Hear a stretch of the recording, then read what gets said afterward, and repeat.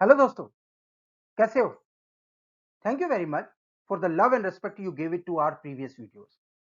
आप में से बहुत सारे स्टूडेंट्स ने रिक्वेस्ट की थी कि हम एम्स के एमएससी बायोटेक एग्जाम्स को भी डिस्कस करें।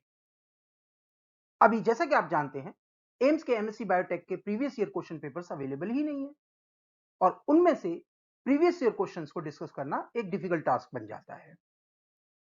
इस वीडियो में हम लेकर आए हैं कुछ मेमोरी बेस्ड क्वेश्चन जो कि पास्ट ईयर में पूछे गए हैं एम्स एमएससी बायोटेक प्रोग्राम में, and some of the suggestive question which may be coming और similar questions आ सकते हैं एग्जाम्स में। तो लास्ट तक बने रहिएगा और अब तक अगर आपने हमारा चैनल सब्सक्राइब नहीं किया है तो please subscribe and hit the bell icon, जिससे आने वाले हर एग्जाम्स के नोटिफिकेशन आपको प्रायर मिलते रहें। तो शुरू करें।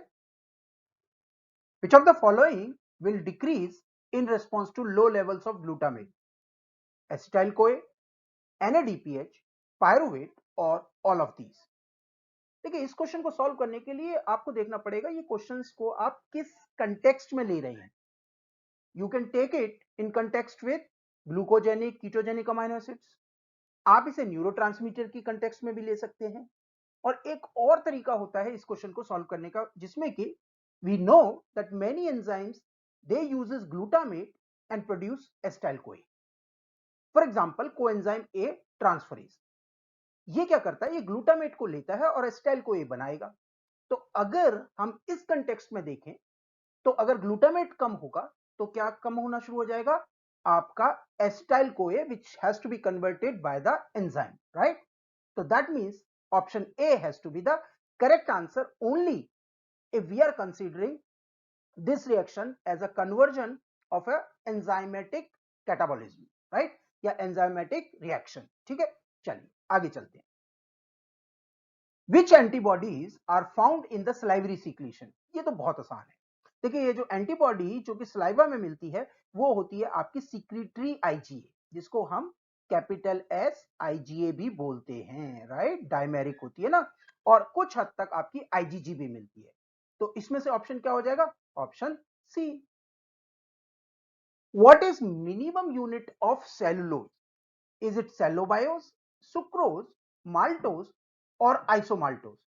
जल्दी से देखते हैं। जो आपका माल्टोज होता है ये क्या बनाता है, ये अल्फा 1,4 लिंकेज से क्या बनाता है, अमाइलोज।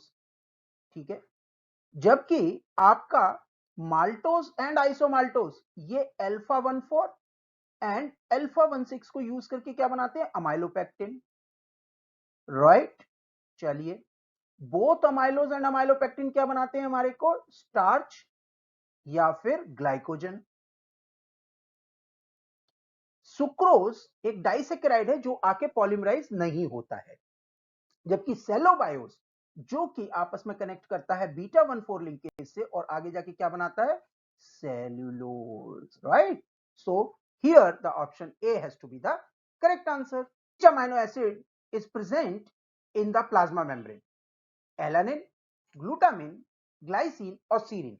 ये क्वेश्चन बहुत सिंपल है। देखिए, प्लाज्मा मेम्ब्रेन बनाने के लिए हमें क्या यूज करते हैं, वी यूज फॉस्फोलिपिड्स। और कितने तरह के आपने पढ़े हैं, phosphatidyl choline, phosphatidyl ethanolamine and एक और होता है phosphatidyl serine. That means which amino acid is used to make plasma membrane? Serine, right? Which of the following is an essential amino acid? Alanine, arginine, glycine and lysine? ये तरह के question जो है biochemistry में सबसे important question बन जाते हैं और ऑलमोस्ट हर एग्जाम्स में पूछे जाते हैं, और इसीलिए आप एक ये टेबल याद कर लीजिए। इसेंशियल अमाइनो एसिड्स में अगर हम देखें तो कौन सा आएगा, एलानिन है? नहीं। आर्जिनिन है? नहीं। लाइसिन है? यस। तो that means option D has to be the correct answer. Mitochondria DNA is derived from? ये तो बहुत सिंपल है, हमें पहले से पढ़ा हुआ है कि एक यूकेरियोटिक सेल्स में माइटोकॉन्ड्रिया का जो डीएनए है या क्लोरोप्लास्ट का डीएनए कब आया होगा, जब एक बैक्टीरिया ने इन्वेड किया होगा एक यूकेरियोटिक सिस्टम को, यूकेरियोटिक सेल को। That means bacterial DNA is very close to mitochondrial DNA और uh chloroplast DNA, right? That's where option B has to be the correct answer. Which of the following is not an APC? That means antigen presenting cell. Antigen presenting cells कौन सी होती थी? The macrophage, dendritic cells and B cells. ये तीनों ही sales पे you have MSC2 which is used to present the antigen, किस लिए? To be recognised by T helper cell. जब भी हमारी सेल्स कंफ्यूज होती है between self and non self, then these fellows comes into the picture, right? तो इसमें से क्या नहीं होगी APC? Option A, that means T cells, right? If a person has B blood group he will be having. देखिए इस तरह के क्वेश्चन बड़े सिंपल होते हैं बट आते हैं और अक्सर कंफ्यूज करते हैं। तो इसके लिए हम एक काम करते हैं, टेबल ले लेते हैं। अब यहां पर क्या पूछा गया है? अगर आपका पर्सन का ब्लड ग्रुप क्या है? बी, यानी कि ये, तो उसमें एंटीबॉडी कौन सी होगी? एंटीबॉडी होगी एंटी ए। जबकि एंटीजन कौन सा होगा? एंटीजन होगा बी। दैट मींस एंटीजन होगा बी और एंटीबॉडी होगी A. That means option B is the correct answer, right? इसको नोट डाउन कर लीजिएगा, इस पे क्वेश्चन आपको मिल जाएगा, ठीक है? Which of the following is an example of recombinant vaccine? Hepatitis B, yes. Hepatitis B जो था वो one of the earliest recombinant vaccines थी, right? और काफी टाइम तक इस पे क्वेश्चन आए थे, इसमें hepatitis B always used to be an answer, right? HPV vaccine last decade में इंट्रोड्यूस हुई है दिल्ली यूनिवर्सिटी के through, right? So it's a proud movement for all of us, right? Covishield हम सब जानते हैं अभी रिसेंटली लॉन्च हुई है, राइट? तो इसका मतलब ऑप्शन क्या होगा? Option D, all of these, right? Which of the following has a high copy number? बिल्कुल ठीक है ये क्वेश्चन तो। PSC 101 बहुत कम कॉपी नंबर था, right? One of the initial आपका RDT का माइलस्टोन प्लाज्मिड था, याद करिए, राइट? PBR 322 PSC 101 से बेटर होता था। कॉपी नंबर इसमें भी कम थे, around you can say approximately 20 to 30, but PSC 101 से बेटर था। जो आपका F1 प्लाज्मिड है ये तो एसेंशियली एक ही कॉपी नंबर होता है। जो पक सीरीज थी जिसे मैसिंग एंड कोवर्कर्स ने कैलिफोर्निया यूनिवर्सिटी में, जो यूनिवर्सिटी ऑफ कैलिफोर्निया है वहां पे डिड्यूस किया था, और इन्होंने स्पेशली 2 पॉइंट म्यूटेशन किए थे और आई में, और उसकी वजह से they have got an extra ordinary approximately 400 to 500 copy number, right? That means option D क्या होगा? करेक्ट आंसर होगा यहां पे, right? An uncoupler is a molecule that disrupts oxidative phosphorylation, citric acid cycle, glycolysis और pentose phosphate pathway. देखिए अगर अनकपलर समझना है तो उससे पहले हमें इलेक्ट्रॉन ट्रांसपोर्ट चेन को थोड़ा सा रिकॉल करना पड़ेगा। ऑक्सीडेटिव फॉस्फोरिलेशन एंड आपकी इलेक्ट्रॉन ट्रांसपोर्ट चेन क्या होता था? बेसिक मैकेनिज्म, दैट इलेक्ट्रॉन जो आपके कैरियर्स थे NADH FADH2, जो कि हमने कहां जनरेट किए थे? ड्यूरिंग ग्लाइकोलिसिस या फिर आपके क्रेब साइकिल में, they transfer their electron to the electron transport chain component, और उसकी वजह से क्या होता था? हमारे जो प्रोटॉन्स हैं from the matrix they are being pumped out into the intermembrane space. Ultimately एक पीएच ग्रेडियंट बनता था, एंड प्रोटॉन ये जो पीएच ग्रेडियंट बना है ये ड्राइव करता था एटीपी सिंथेस को to make the energy. This is a simplified version of electron transport chain and oxidative phosphorylation. Uncoupler क्या करेगा? अनकपलर ये जो 2 इवेंट हुए हैं, यानी कि जनरेशन ऑफ पीएच ग्रेडियंट और वापस से इस पीएच ग्रेडियंट को यूज करना टू जनरेट द एटीपी, इन दोनों को अनकपल कर देता है। कैसे? अनकपलर क्या करता है? ये जो हमने जो प्रोटॉन ग्रेडियंट बनाया है which will be used to make the ATP, वो बेसिकली क्या करेगा? ये जो प्रोटॉन्स हैं इनको वापस से टर्न डाउन कर देगा, किसके अंदर? मैट्रिक्स के अंदर। And that's where there will be no gradient, absolutely no gradient, या very little gradient will be left, which will be having very little drive energy to make the ATP. Ultimately आपके ATP production जो है वो बहुत कम हो जाएगी, and that's where it is going to disrupt the oxidative phosphorylation. Option A is the correct answer. Which of the following bond is cleaved by lysozymes? Okay, alpha 1,4 between neg and nem, alpha 1,4 between nem and neg, beta 1,4 between neg and nem, beta 1,4 between nem and neg. याद करिए lysozyme जो होता है वो क्या करता है? वो क्लीव करता है या लूजन अप करता है आपकी पेप्टाइडोग्लाइकन लेयर को, और पेप्टाइडोग्लाइकन लेयर में जो कार्बोहाइड्रेट कंपोनेंट हैं वो क्या होते हैं? वो रिपीटिंग यूनिट होते हैं, NAM, NAG, then again NAM, then again NAG, इस तरीके से वो कनेक्टेड होते हैं और आपस में क्रॉस वेल्डेड होते हैं विद द आपके अमाइनो एसिड्स के थ्रू। तो इसी तरीके से आपको फिर नैम नैग मिल जाएंगे, ठीक है ना। तो इसको बेसिकली ये कनेक्ट किससे होते हैं, ये जो कार्बोहाइड्रेट्स हैं ये कनेक्ट होते हैं बीटा 1,4 लिंकेजेस से, ठीक। यानी कि ये जो लिंकेज होगी ये होगी आपकी beta 1,4 glycosidic bond. And basically आपका जो पेप्टाइड ग्लाइकल लेयर में ये जो बीटा 1,4 नैम नेक का जो कॉन्स्टिट्यूटिव रिपीटिशन है इसको क्लीव करता है आपका लाइसोजाइम। और कौन से बॉन्ड को क्लीव करता है, ये क्लीव करता है आपके नैम एंड नैग को। That means it is going to cleave your beta 1,4 linkage between NAM and NAG, not NAG and NAM, ठीक है। देखने में थोड़ा सा कंफ्यूजन लगता है तो इसलिए याद रखिएगा it is between NAM and NAG, right? तो option D has to be the correct answer. What is degenerate codons? One code which determine the same amino acid in all organisms? नहीं. Any one code specifies the position of one kind of amino acid? नहीं नहीं नहीं.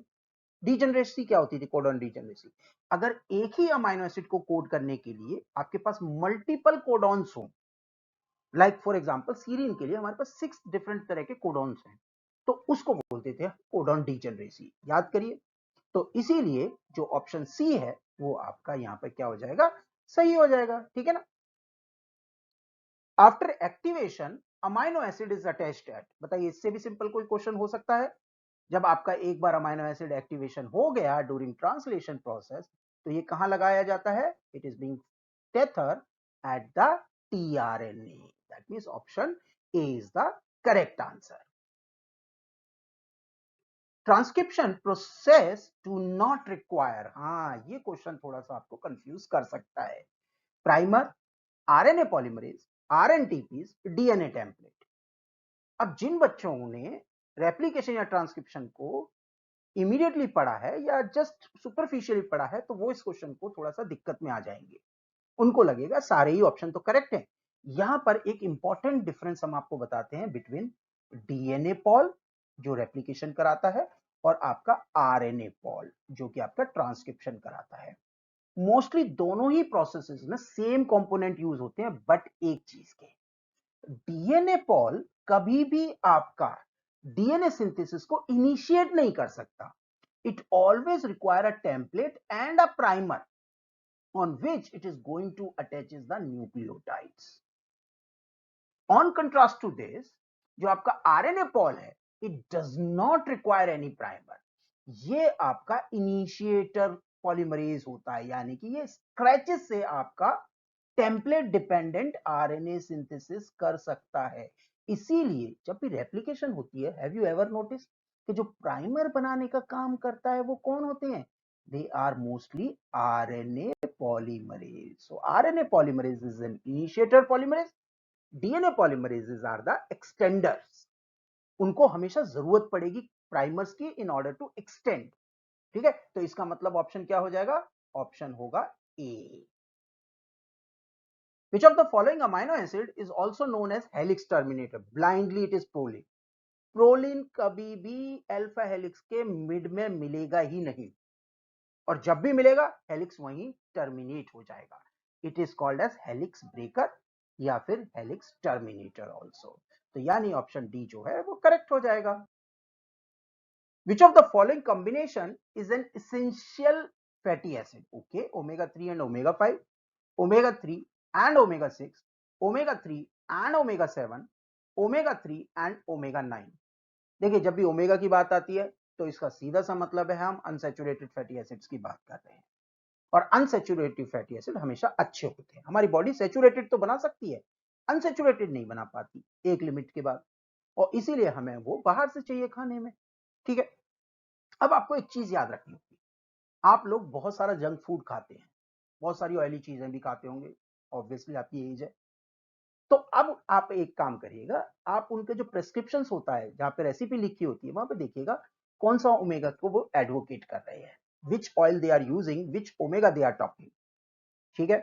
चलिए हम आपको बताते हैं, only दो फोर्थ फैटी एसिड जो हैं वो इसेंशियल हैं for humans as an essential fatty acid, और वो कौन से हैं, अल्फा लिनोलेनिक एसिड जो कि ओमेगा 3 है, एंड लाइनोलिक एसिड जो कि ओमेगा 6 है। यानी omega 3 and omega 6 both is the correct answer। Which of the following lipid has a galactose derivative? Triacylglycerol नहीं, फॉस्फोलिपिड्स नहीं, स्फिंगोफॉस्फोलिपिड जो कि आपकी नर्व सेल की प्लाज्मा मेम्ब्रेन को बनाने के लिए काम में आती है, नहीं, उसमें भी आपके नहीं होते गैलेक्टोज, या इनफैक्ट कोई भी कार्बोहाइड्रेट नहीं होता। गैंग्लियोसाइड, यस, गैंग्लियोसाइड जो कि आपकी माइलिन शीथ बनाने के काम में आता है, विच प्रोवाइड्स द बेटर आपकी shelf life for a nerve cells, उसके अंदर आपके ग्लाइकोस्फिंगोलिपिड्स होते हैं, and one of the important component is galactose. तो गैंग्लियोसाइड जो है वो इस क्वेश्चन का सही आंसर होगा। इसको प्लीज पढ़ के जाइएगा।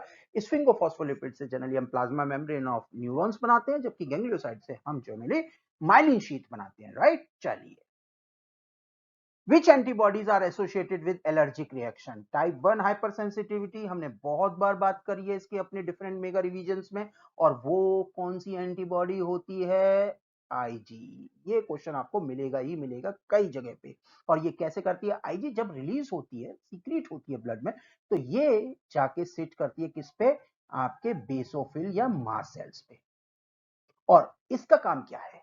Once it recognize some allergens, maybe pollen grains, dander या कोई भी और दूसरा pollutant, once it recognize its target, it causes the downstream signaling in the mast cell or basophils, और ये दोनों ही cells inflammatory molecules release करते हैं which causes itching या allergy. That's where allergy हो, एस्थमा हो, एटोपी हो या एनाफाइलेक्टिक शॉक, सभी में आपके आईजीई यूज होगा, और इसीलिए हम इसको बोलते हैं एलर्जी, एस्थमा, एटोपी या फिर anaphylactic shock as a type 1 hyper sensitivity, right. इसीलिए option C has to be the correct answer. What is the reason of SCID, severe combined immunodeficiency? देखिए, सिवियर कंबाइंड इम्यूनोडेफिशिएंसी कोई एक disease नहीं है, it is a multiples of disease, right. It's a state in which lot of opportunistic infection can cause you a disease, और इसके reasons भी बहुत सारे हो सकते हैं। दो जो इंपॉर्टेंट रीजंस हैं, एक सेक्स लिंक्ड है और एक सेक्स लिंक्ड नहीं है, यानी ऑटोसोमल है। जो सेक्स लिंक्ड होता है उसको बोलते हैं हम एक्स लिंक्ड एससीआईडी, जिसका सबसे बढ़िया एग्जांपल है आपका डेविड वेटर या प्लास्टिक बबल बॉय। पढ़िएगा जरूर उसके बारे में, आप गूगल करिएगा, आपको सारी डिटेल्स मिल जाएगी। He was suffering from X linked SCID, but इस क्वेश्चन में जो दिया गया है वो ऑटोसोमल एससीआईडी का एग्जांपल है। और उसके अंदर क्या होता है? बेसिकली आपका जो ये डीऑक्सी एडिनोसिन है, जब ये अपने सैल्वेज, ये प्यूरिन है ना, तो ये जब सैल्वेज में जाता है तो इसको एक इंपॉर्टेंट एंजाइम की जरूरत पड़ती है, एडिनोसिन डीएमिनेज, और अगर ये एडिनोसिन डीएमिनेज प्रेजेंट है तो then it will be converted to deoxy inosine, which will future में कन्वर्ट हो जाएगा किसमें? यूरिक एसिड में, या फिर प्यूरिन के सैल्वेज में चला जाएगा। हो सकता है ये प्यूरिन के सैल्वेज में रीयूटिलाइज भी हो जाए। Suppose you don't have this enzyme, ये ऑटोसोमल डेफिशिएंसी हो गई, जेनेटिक डेफिशिएंसी हो गई, तो देन अब क्या चॉइस बचती है? डीऑक्सी एडिनोसिन पे। Deoxy adenosine will be converted into deoxy ATP. You know what? Deoxy ATP is an inhibitor of an enzyme called ribonucleotide reductase. Only enzyme which convert RNTPs into deoxy NTPs. कहने का purpose ये है कि अगर आपको DNA बनाना है तो आपको ये एंजाइम चाहिए ही चाहिए, और अगर ये एंजाइम इनहिबिट हो गया तो हर वो cell which require a lot of amount of DNA, just like lymphocytes, वो खत्म होना शुरू हो जाती हैं, and your body will be compromised with the lymphocytes, your immunity cells dies out, and that causes the opportunistic जो infections or SCID. That means here the autosomal reason of SCID is adenosine deaminase deficiency. Okay. Which of the following is high in the blood when liver releases endogenous lipid? देखिए, liver जो है आपका saturated fatty acid बनाता है in anticipation to give it to the muscles as an energy source, or if remain unutilized तो वो चले जाएंगे आपके एडिपोज टिश्यू में to become a fat. और जब ये रिलीज करा जाता है ब्लड के अंदर, तो उसके अंदर आपका जो लिपिड कंपोनेंट है, यानी कि फ्री फैटी एसिड, वो बहुत ज्यादा होते हैं, जबकि जो प्रोटीन कंपोनेंट है एपोलाइपोप्रोटीन, वो कंपैरेटिवली कम होते हैं। अब आप एक चीज बताइए, अगर लिपिड आपके पास है और प्रोटीन है, protein which is water soluble, lipid जो वाटर इनसॉल्युबल है, तो डेंसिटी क्या होगी? कहने का पर्पस है जो लिपिड्स हैं क्या वो वाटर पे फ्लोट करेंगे या सेटल डाउन कर जाएंगे? ऑब्वियसली फ्लोट करेंगे। फैट हमेशा वाटर पे फ्लोट करती है, यानी कि उसकी जो डेंसिटी है वो कैसी होगी? Very low density lipid. अब अगर आप इसमें से फैट्स जो हैं, यानी कि आपके जो फ्री फैटी एसिड है, उसको आप या तो मसल्स को दे दीजिए या एडिपोज टिश्यू को दे दीजिए विद एवरी रिपीटेड राउंड, तो आप अगर फैट्स इसमें से कंपोनेंट को रिलीज करते रहेंगे तो क्या होगा? density will keep on increasing. So first it will become low density lipid and एक सिचुएशन ऐसी आएगी जब ये ऑलमोस्ट अपना सब सारा फ्री फैटी एसिड दे चुकी होगी, तो मोस्टली प्रोटीन बच जाएगा एंड उस केसेस में first LDL and later on it will become HDL, high density lipid. That means most of the component is protein. अब ऑब्वियस सी बात बताइए, ये वाला अच्छा मॉलिक्यूल है या वीएलडीएल जिसमें बहुत सारा फैटी एसिड है? लॉजिकली VLDL जो है थोड़ा टॉक्सिक हो सकता है because it has a lot of free fatty acid जो कि ब्लड में घूम रहे हैं and can clog the capillaries, और इसीलिए इसको हम बोलते हैं बैड कोलेस्ट्रॉल। ठीक है, जबकि HDL is called as good cholesterol क्योंकि इसने अपने फ्री फैटी एसिड को रिलीज कर दिया है and now it is not so dangerous, right? तो अब इस क्वेश्चन को सॉल्व करते हैं। Which of the following is high in the blood when liver releases? जब लीवर इमीडिएटली रिलीज करेगा तो आंसर क्या होगा? VLDL। LDL in between stages में बनेगा after few rounds of circulation. HDL जो है वो बनेगा जब वो कंप्लीटली अपने फ्री फैटी एसिड या अबाउट टू कंप्लीट वो फ्री फैटी एसिड को एसिमुलेट करा चुका होगा। Chylomicron has nothing to do with the liver release. वो हम जो फूड खाते हैं ना, उस केसेस में उसकी डाइजेशन में काइलोमाइक्रोन माइसल्स वगैरह बनते हैं, राइट? तो इसका मतलब option A has to be the correct answer. Which of the following enzymes gets inhibited by the excess of ATP? Okay, phosphofructokinase 1 is inhibited but PFK2 remains unaffected. PFK2 is inhibited but PFK1 is remain unaffected. Both PFK1 and PFK2 are inhibited and both PFK1 and PFK2 are not inhibited. देखिए, जो फॉस्फोफ्रक्टोज kinase है ये एक important जो enzyme है glycolysis का, and एक similar enzyme फॉस्फोफ्रक्टोकाइनेज 2 जो कि शटलिंग करता है फ्रक्टोज 6 फॉस्फेट की, एंड वो भी एक इंपॉर्टेंट एंजाइम है ग्लाइकोलिसिस एंड ग्लूकोनियोजेनेसिस का। मोस्ट ऑफ द टाइम ये जो PFK1 है और PFK2 ये दोनों एलोस्टेरिकली सिमिलर वे में रेगुलेट होते हैं एक्सेप्ट एक केस, एटीपी। एटीपी जहां इस एंजाइम को इनहिबिट करता है स्ट्रांगली, वहीं एटीपी का जनरली PFK2 पे कोई इफेक्ट नहीं होता है। बाकी के जो रेगुलेटर्स हैं उनके सिमिलर इफेक्ट्स हैं ऑलमोस्ट। ठीक है, तो यानी कि at the high concentration of ATP PFK1 will be inhibited but PFK2 जो है वो अनअफेक्टेड रहेगा, यानी कि option A is the correct answer. What is the basis of separation in a chromatographic technique? Okay, use of polar stationary phase and non-polar mobile phase. बिल्कुल ठीक है, ये हमारी जो है नॉर्मल फेज क्रोमेटोग्राफी में यूज होता है ये setup, right? Okay, great. Use of non polar stationary phase and polar mobile phase, ये हमारा रिवर्स फेज क्रोमेटोग्राफी में यूज होता है। Use of a polar stationary phase and gaseous mobile phase, ये हमारा गैस क्रोमेटोग्राफी में यूज होता है। यानी कि तीनों ही तो क्रोमेटोग्राफिक टेक्निक्स के टाइप्स हैं, यानी आंसर क्या होगा? All of these.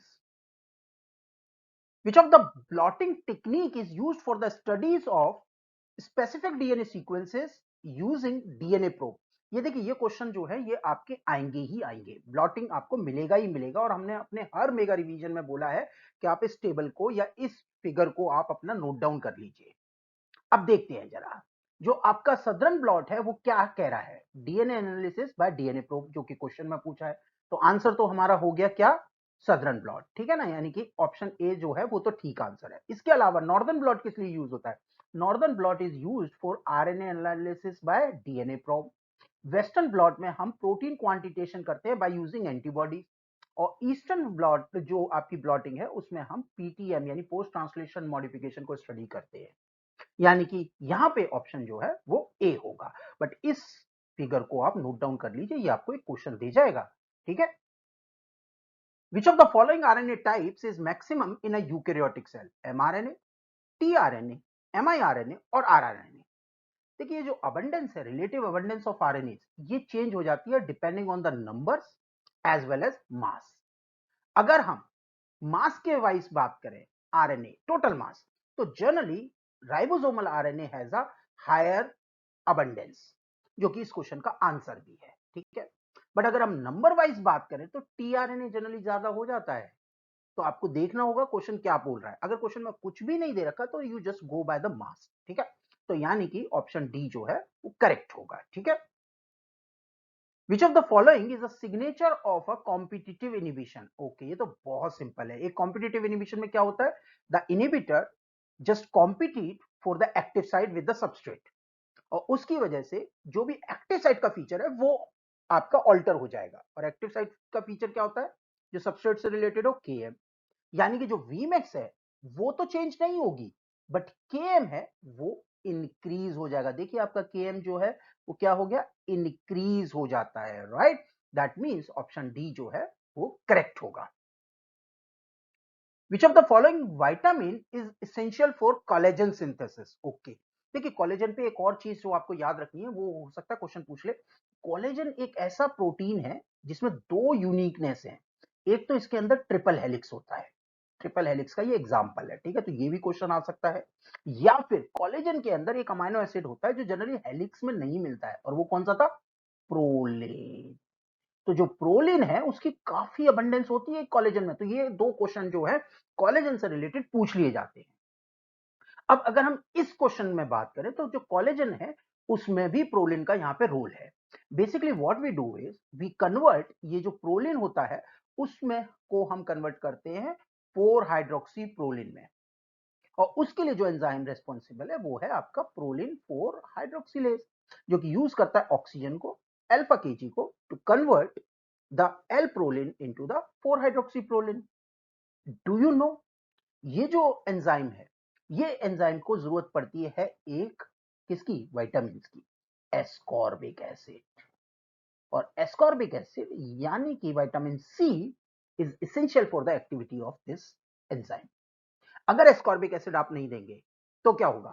प्रोलिन जो है वो 4 हाइड्रोक्सी एल प्रोलिन में नहीं कन्वर्ट होगा, और कहीं ना कहीं इट इज द रीजन कि आपके जो कोलेजन सिंथेसिस है वो हॉल्ट होगी, कॉम्प्रोमाइज्ड होगी, कोलेजन जो है वो टाइट नहीं बनेगा, and that will lead to the disease scurvy, जो कि आपके सेलर्स में मिलती थी स्कॉर्बिक एसिड ना होने की वजह से, राइट। तो आपको आज पता लग गया होगा कि स्कर्वी जो है वो क्यों कोलेजन से रिलेटेड है और कौन से विटामिन से रिलेटेड है, ठीक है। तो A has to be the correct answer. A non-coding DNA sequence which is not expressing but involved in mutation by changing its loci। देखिए इस क्वेश्चन का तो अपना ऑटोमेटिकली आंसर मिल गया आपको, म्यूटेशन दे रखा है और चेंजिंग इट्स लोसाई। तो ना तो आपका ऑन्कोजीन लोसाई चेंज कर रहा, ना प्रोटो ऑन्कोजीन्स, और ना enhancers. Basically these are the jumping elements और ट्रांसपोजेबल एलिमेंट्स, जो कि क्या करते हैं, लेट अस से ये यहां इस लोसाई पर है जंपिंग एलिमेंट्स ट्रांसपोजोन्स, और यहां से जाके वो किसी भी एक फंक्शनल जीन के बीच में जंप करके उसका ओआरएफ को चेंज कर देंगे, राइट। लेट से वो यहां सेट हो गया, अब ये जो जीन है वो डिस्टर्ब हो गई, म्यूटेशन हो गया, राइट। तो इस क्वेश्चन का आंसर क्या होगा? ऑप्शन सी।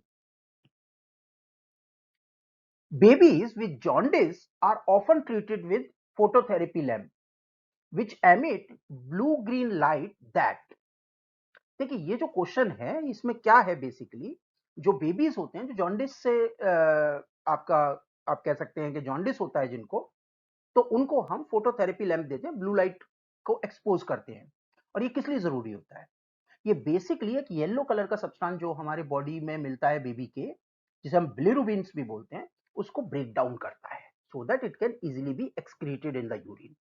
तो इसीलिए इस तरह की फोटोथेरेपी में बच्चे को एक्सपोज किया जाता है ब्लू जो है ब्लू ग्रीन लाइट के लिए, ठीक है। याद रखना है बच्चे की सेफ्टी भी इंपॉर्टेंट है, तो इसीलिए इस वाली थेरेपी पे थोड़े से क्वेश्चंस भी हैं, राइट। तो एनीवेज इस क्वेश्चन का आंसर क्या होगा? Option A. Okay, in the presence of LEC-I gene product, bind to the operator sequence, okay, and switch off the constitutive expression of LEC-Z, LEC-Y and LEC-A gene products. Identify these gene products. बड़ा simple सा है. LEC-Z क्या बनाता था हमारा? LEC-Z बनाता था beta galactosidase, जबकि हमारा Y क्या बनाता था? Y बनाता था हमारा परमीज, और जबकि LEC-A क्या बनाता था? Trans acetylase. तो ये किस ऑप्शन में जरा देखते हैं. आपका beta galactosidase, permease and trans acetylase, यानी option C is the correct answer. Lac operon हर एग्जाम में इंपॉर्टेंट है. इनफैक्ट ट्रिप्टोफान ऑप्रोन भी पढ़ लीजिएगा आप. ठीक है. Match the following. Okay, fishes, amphibians, crocodile, insects, और उनको क्या दिया है? Chambers heart. ओके, चलिए. तो बड़ा सिंपल सा लग रहा है ये तो क्वेश्चन. देखिए, क्रोकोडाइल्स का सभी को पता है कि that it is a 4 chambered heart, और इंसेक्ट्स में हार्ट के चैम्बर्स नहीं होते हैं. तो ये तो हो गया. तो डी का आपका 1 और सी का 4. डी का 1 और सी का 4 ये किस में है? डी का 1 तो है, तो ऑप्शन बी ही होगा. अब फिशेस में 2 चैम्बर्ड हार्ट होते हैं, इसीलिए उनका जो ब्लड है वो मिक्स होता रहता है. और एम्फीबियंस में they have only 3 chambered heart. तो देख लेते हैं आपका ए का 2 एंड बी का 3, जो कि ऑप्शन बी में है. तो इसका मतलब option B is the correct answer. Which of the following nutrient do not support root growth in a plant? Okay, potassium, calcium, magnesium या बेरियम. देखिए, इसका आंसर तो आपको पता है कि बेरियम होगा, और आप यहाँ पे नोट डाउन कर सकते हैं कि कौन कौन से जो न्यूट्रिएंट्स है, माइक्रो न्यूट्रिएंट, जो कि हेल्प करते हैं रूट ग्रोथ के लिए. It is nitrogen, phosphorus, potassium, magnesium, calcium and some other trace elements. Right.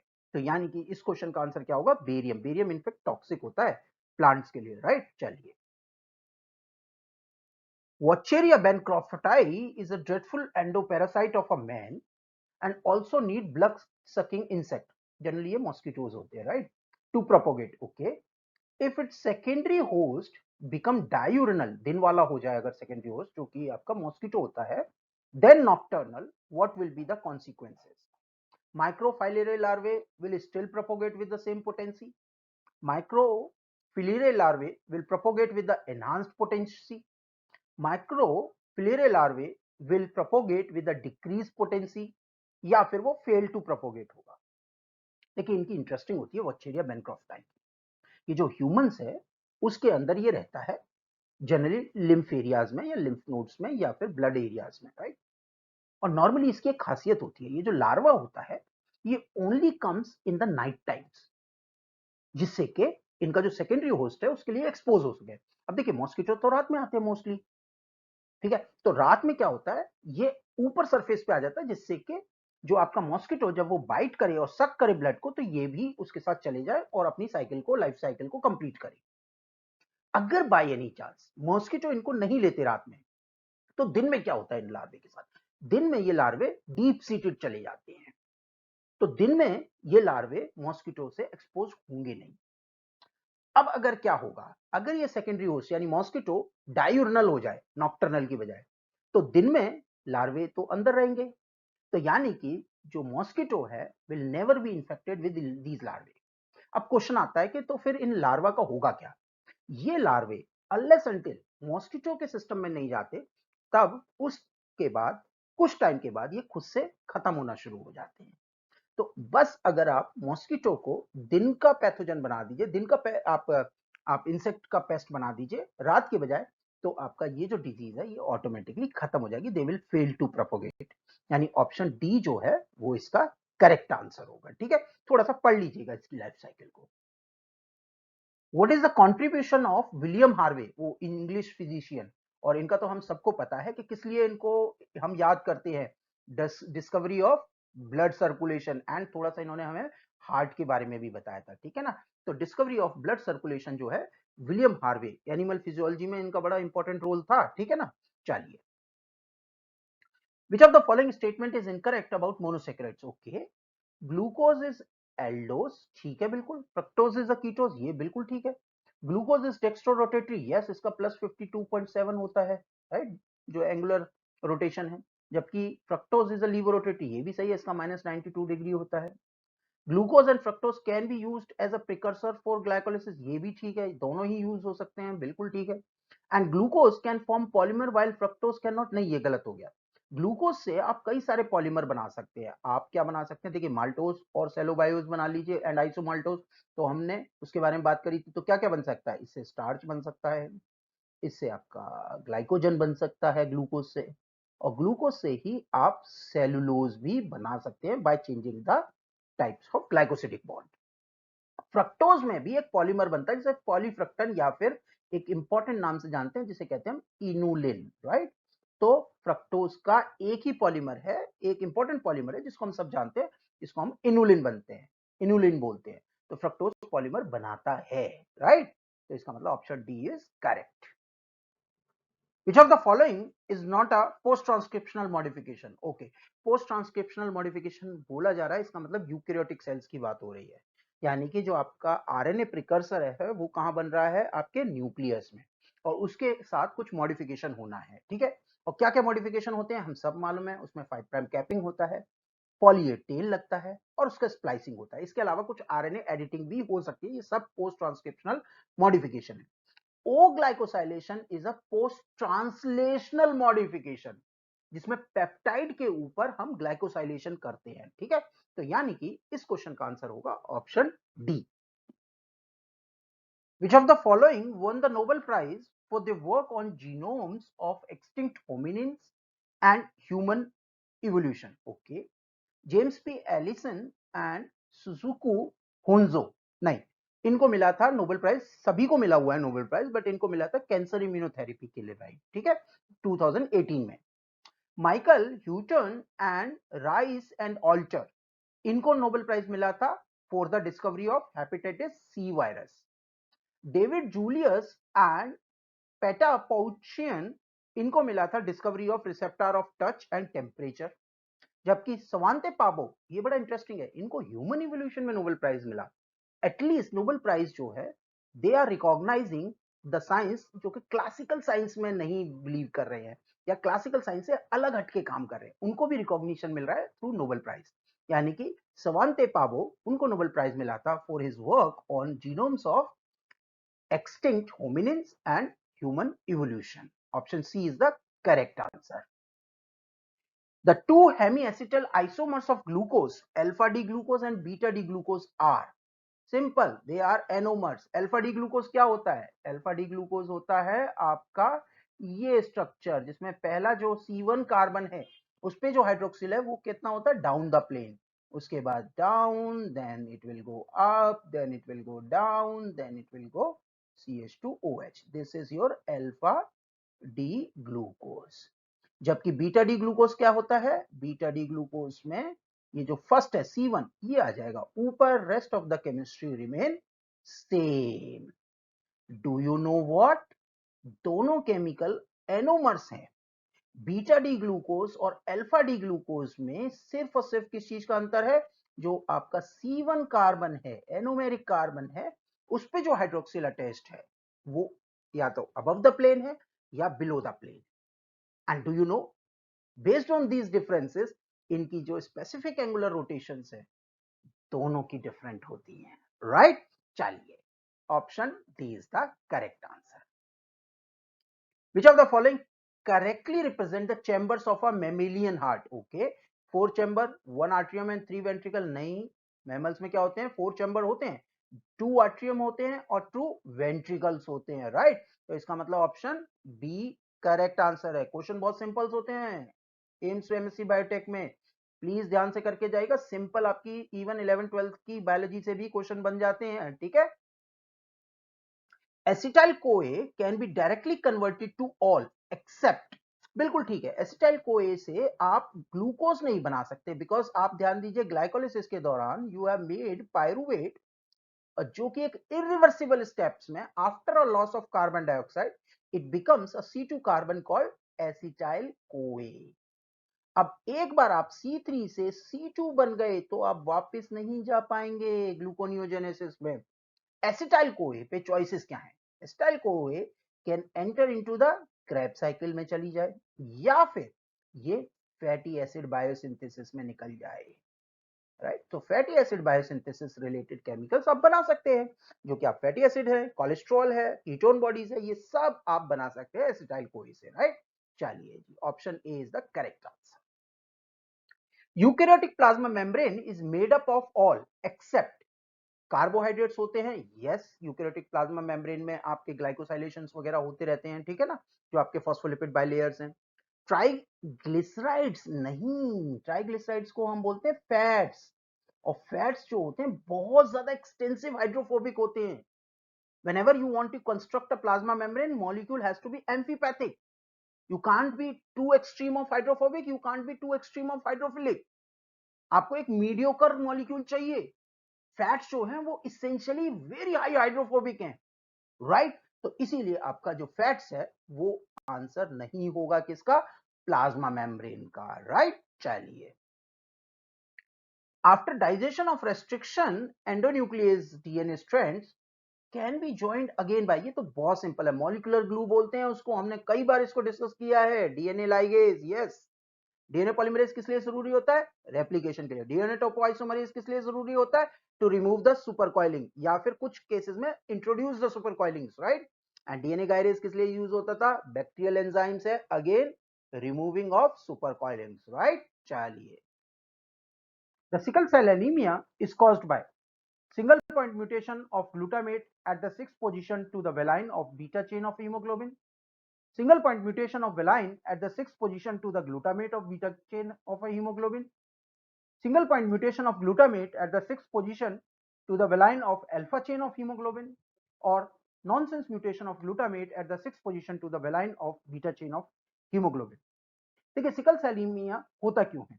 Sickle cell anemia के केस में होता क्या है, basically there is a point mutation between adenine to thymine. GAG जो कि कोड करता है आपके ग्लूटामिक एसिड को in the beta chain of hemoglobin, that is being converted into the valine. Valine जो कि कोड होता है जीटीजी।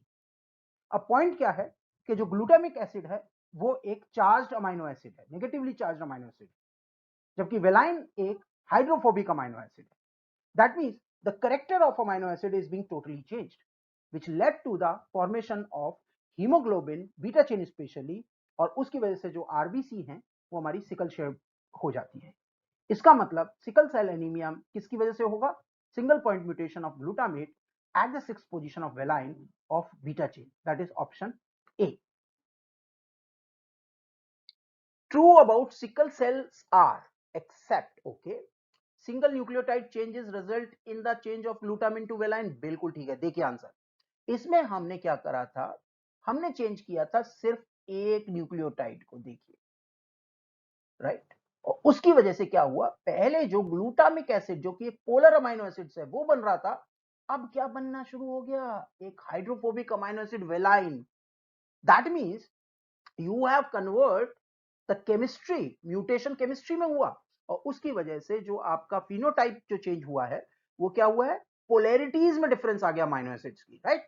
तो single nucleotide changes result in a change from glutamine to the glutamic acid to the valine, बिल्कुल ठीक है। चलिए, sticky patch is generated as a result of replacement of a one non polar residue with a polar, नहीं नहीं, उल्टा होता है, उल्टा होता है। पोलर से नॉन पोलर रेजिड्यू आ गया, राइट। ग्लूटामिक एसिड से आपने क्या बना लिया था, नॉन पोलर यानी वेलाइन, ठीक है। ओके, ये आ गया sickle cell hemoglobin confers resistance against malaria, ये तो हम सबको पता है। जैसे सिकल सेल एनीमिया जो जिनमें होता है उनको एक एडवांटेज होता है मलेरिया डोमिनेटेड एरियाज में, right. Okay, RFLP results from a, जो आपका डेटा आएगा उसमें सिंगल बेस चेंज को वो पकड़ पाएगा, बिल्कुल ठीक है। हाँ, सिंगल चेंज किया है हमने, सिंगल बेस पॉइंट म्यूटेशंस किया है, उसको आरएफएलपी पकड़ लेगा। ना केवल आरएफएलपी, दूसरी डीएनए फिंगरप्रिंटिंग टेक्निक्स भी पकड़ सकती हैं जो कि सेंसिटिव होती हैं, राइट। तो इसका मतलब इसमें क्या होगा answer, option B. Match the following, okay. List one item में क्या दे रखा है, ओके, इन्होंने लिस्ट वन में इम्यून सेल्स दे रखी हैं, और लिस्ट टू में आपकी क्लस्टर ऑफ डिफरेंशिएशन दे रखे हैं। बहुत सिंपल क्वेश्चन बनाते हैं इसको। चलिए, आपको पता है टी हेल्पर सेल में कौन सा होता है, CD4, अगर नहीं पता तो याद रख लीजिए। टी साइटोटॉक्सिक टी सेल्स में क्या होता है, CD8, यानी बी का होगा 1, और जबकि आपका सी का होगा 2, बी का 1 सी का 2, ये आपको या तो बी ऑप्शन होगा या फिर सी होगा। चलिए आगे देखते हैं, राइट। बी का 1, सी का 2। चलिए अब बी सेल्स के लिए आपको याद हो, बी सेल्स के लिए हमारा कौन सा होता था, बी सेल के लिए होता था CD19। तो CD19 यानी बी का ए का हो गया आपका फोर्थ, राइट। तो ए का फोर्थ यानी ऑप्शन सी आपका जो है करेक्ट आंसर होगा। मैक्रोफाजेस के लिए याद रख लीजिए CD68 होता है, जबकि आपका CD14 मोनोसाइट्स के लिए होता है। मोनोसाइट्स कौन सी होती हैं, वो सेल्स जो ब्लड में रहती हैं, और जब ये मोनोसाइट्स आपके टिश्यू में पहुंच जाती हैं तो उसको मैक्रोफाजेस बोलते हैं। दोनों में क्लस्टर ऑफ डिफरेंशिएशन जो है अलग अलग है। क्लस्टर ऑफ डिफरेंशिएशन होते क्या है बाय द वे, ये वो रिसेप्टर प्रोटीन्स हो सकते हैं जो कि यूनिक होते हैं सरफेसेस पे। अगर आपकी एक लेट्स से सेल है, उसके ऊपर एक ऐसा रिसेप्टर है जो किसी और सेल में नहीं मिलता, तो आप इसको यूज कर सकते हैं एज अ मार्कर, और इन सब मार्कर्स को हम बोलते हैं क्लस्टर ऑफ डिफरेंशिएशन, राइट, या फिर सीडी। तो आपके टी हेल्पर सेल पे CD4 जो मिल रहा है ना, वो किसी और इम्यून सेल पे नहीं मिलेगा। CD8 जो टीसी सेल पे मिल रहा है वो किसी और पे नहीं मिलेगा, and same for all other cases. ठीक है, चलिए ग्रेट। ठीक है, which of the following DNA sequence contains a 4 to 8 base palindromic sites? Okay, only one strand is shown. तो एक स्ट्रैंड क्यों दिया है, हम दूसरा भी बना लेते हैं। अगर हम दूसरा स्ट्रैंड बनाते हैं तो then what we see is, first वाले केसेस में पैलिंड्रोमिक सीक्वेंस है ही नहीं। पैलिंड्रोम तो आपको पता है ना, अगर हम उसे यहां से रीड करें या यहां से रीड करें, सेम लैंग्वेज आनी चाहिए। 5 prime to 3 prime both the strand पे सेम लैंग्वेज, और वो हमें किस में मिल रही है, ये देखिए GCATATGC, और इधर से रीड करते हैं GCATATGC। That means option D is the correct answer. Hat medium used for hybridoma production. Hybridoma technology जो है मोनोक्लोनल एंटीबॉडी बनाने के लिए यूज होती है, और उसमें स्क्रीनिंग करने के लिए हम हैट मीडियम को यूज करते हैं, और जिसकी फुल फॉर्म क्या होती है, हाइपोजेंथीन अमाइनोप्टेरिन थाइमिडिन मीडियम। इसको थोड़ा पढ़ लीजिएगा, सबके यूजेस क्या क्या है, राइट। तो इसमें आप देखिए आपका टी रिप्रेजेंट किसको कर रहा है, थाइमिडीन को, यानी option C is the correct answer. फिर से हम बोल रहे हैं, इसमें हर केमिकल का एक यूटिलिटी है, पढ़ लीजिएगा क्या यूटिलिटी है। ठीक है, चलिए, which of the following class of antibodies are expected to be immunoprecipitated predominantly using anti-J chain? देखिए एंटी-जे चेन जो होता है वो यूज होता है क्रॉस लिंकिंग करने के लिए एंटीबॉडीज में, और क्रॉस लिंकिंग एंटीबॉडी किसमें होती है, सिर्फ और सिर्फ आईजी या तो एम के अंदर पेंटामेरस या फिर आईजी ए के अंदर। तो अगर आप एंटी-जे चेन एंटीबॉडीज यूज कर रहे हैं तो या तो आप आईजीएम प्रेसिपिटेट कर सकते हैं या फिर आईजीए। ऑप्शन क्या दिया हो, आईजीएम, यानी option B is the correct answer. An unknown bacteriophage has a base composition of 23% adenine, 36% thymine, 21% of guanine and 20% of cytosine. Its genome is likely to be। ये बड़ा सिंपल सा question है, चरगैफ rule पे आया हुआ है। अब मोस्ट ऑफ द टाइम इस क्वेश्चन को स्टूडेंट जो है कंफ्यूज करते हैं।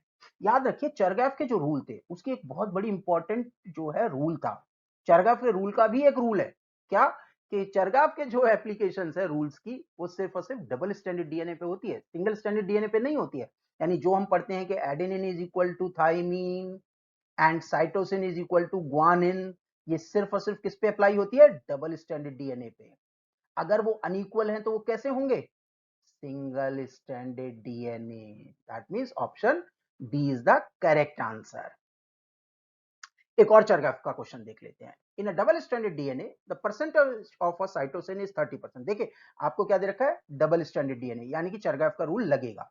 तो जितने भी साइटोसिन है उतना ही कितना परसेंटेज हो जाएगा आपका ग्वानिन का, यानी 30% अगर साइटोसिन है तो ग्वानिन कितना हो जाएगा, 30%। टोटल कितना परसेंटेज हो गया आपके पास, 60%। आउट ऑफ 100% कितना लेफ्ट ओवर बच गया, which will account for adenine and thymine, equally distribute करें तो 20% फॉर दिस, 20% फॉर दिस, यानी कि 20% एडेनिन होगा, 20% थाइमिन होगा, 30% ग्वानिन होगा, 30% साइटोसिन होगा, यानी आंसर क्या होगा, option A.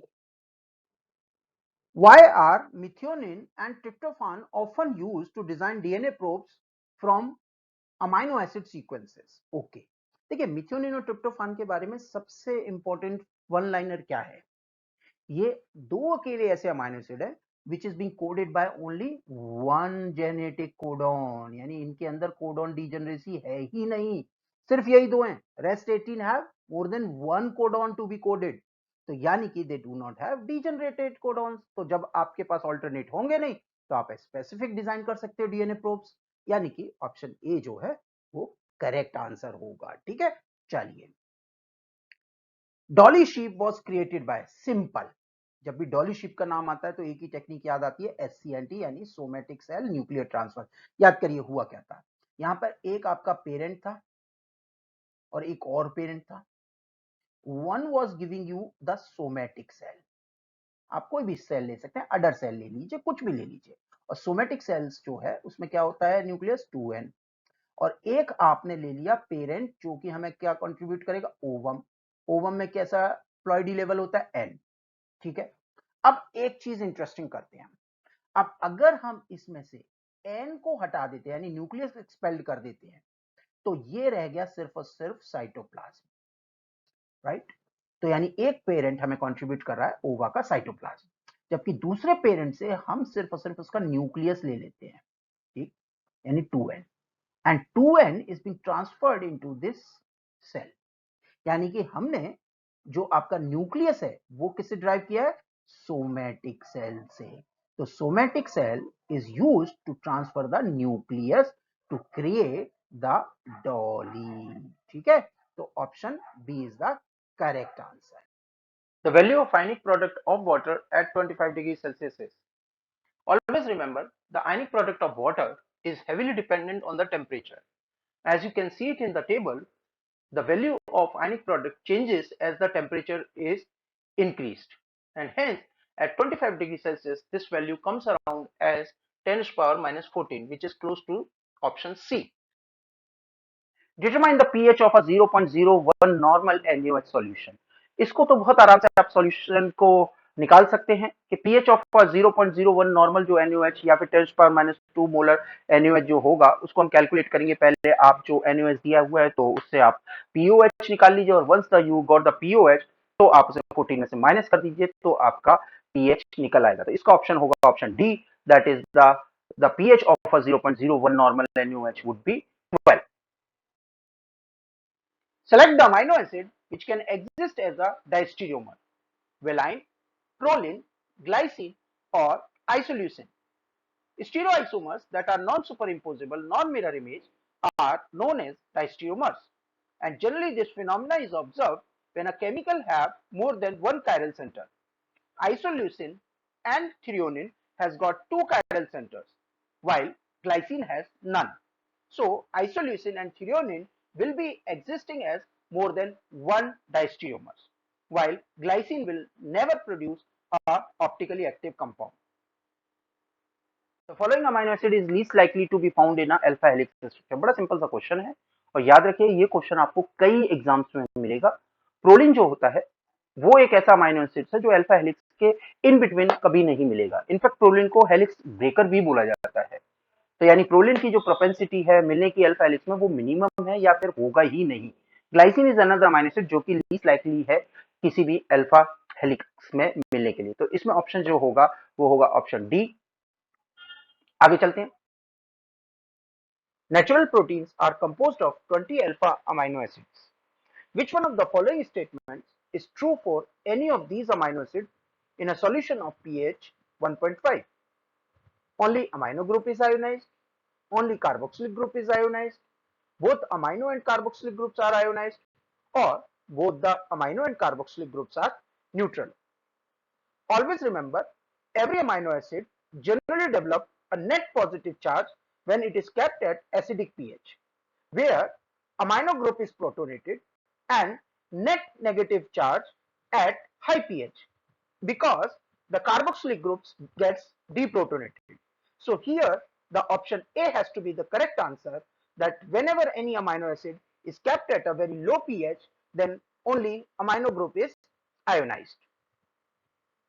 Individuals can have relatively high levels of pyruvate in their blood, which is due to the vitamin B deficiency, vitamin D deficiency, thiamine deficiency और alcohol intake.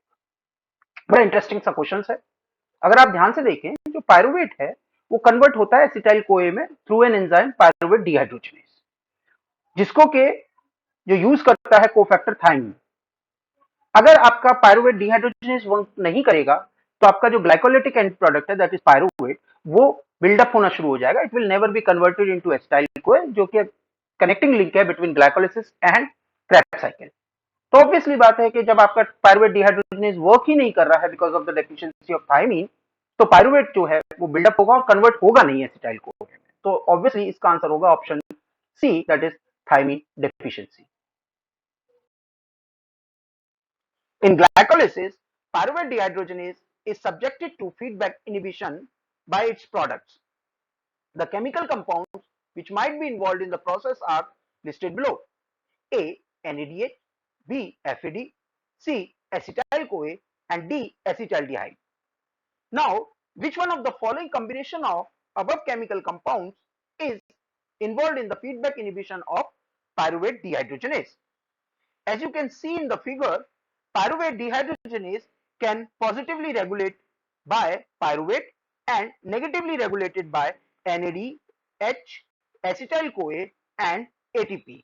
So here option D, that means A, which is NADH, and C, which is acetyl-CoA, will be the one which is going to inhibit the pyruvate dehydrogenase through feedback inhibition.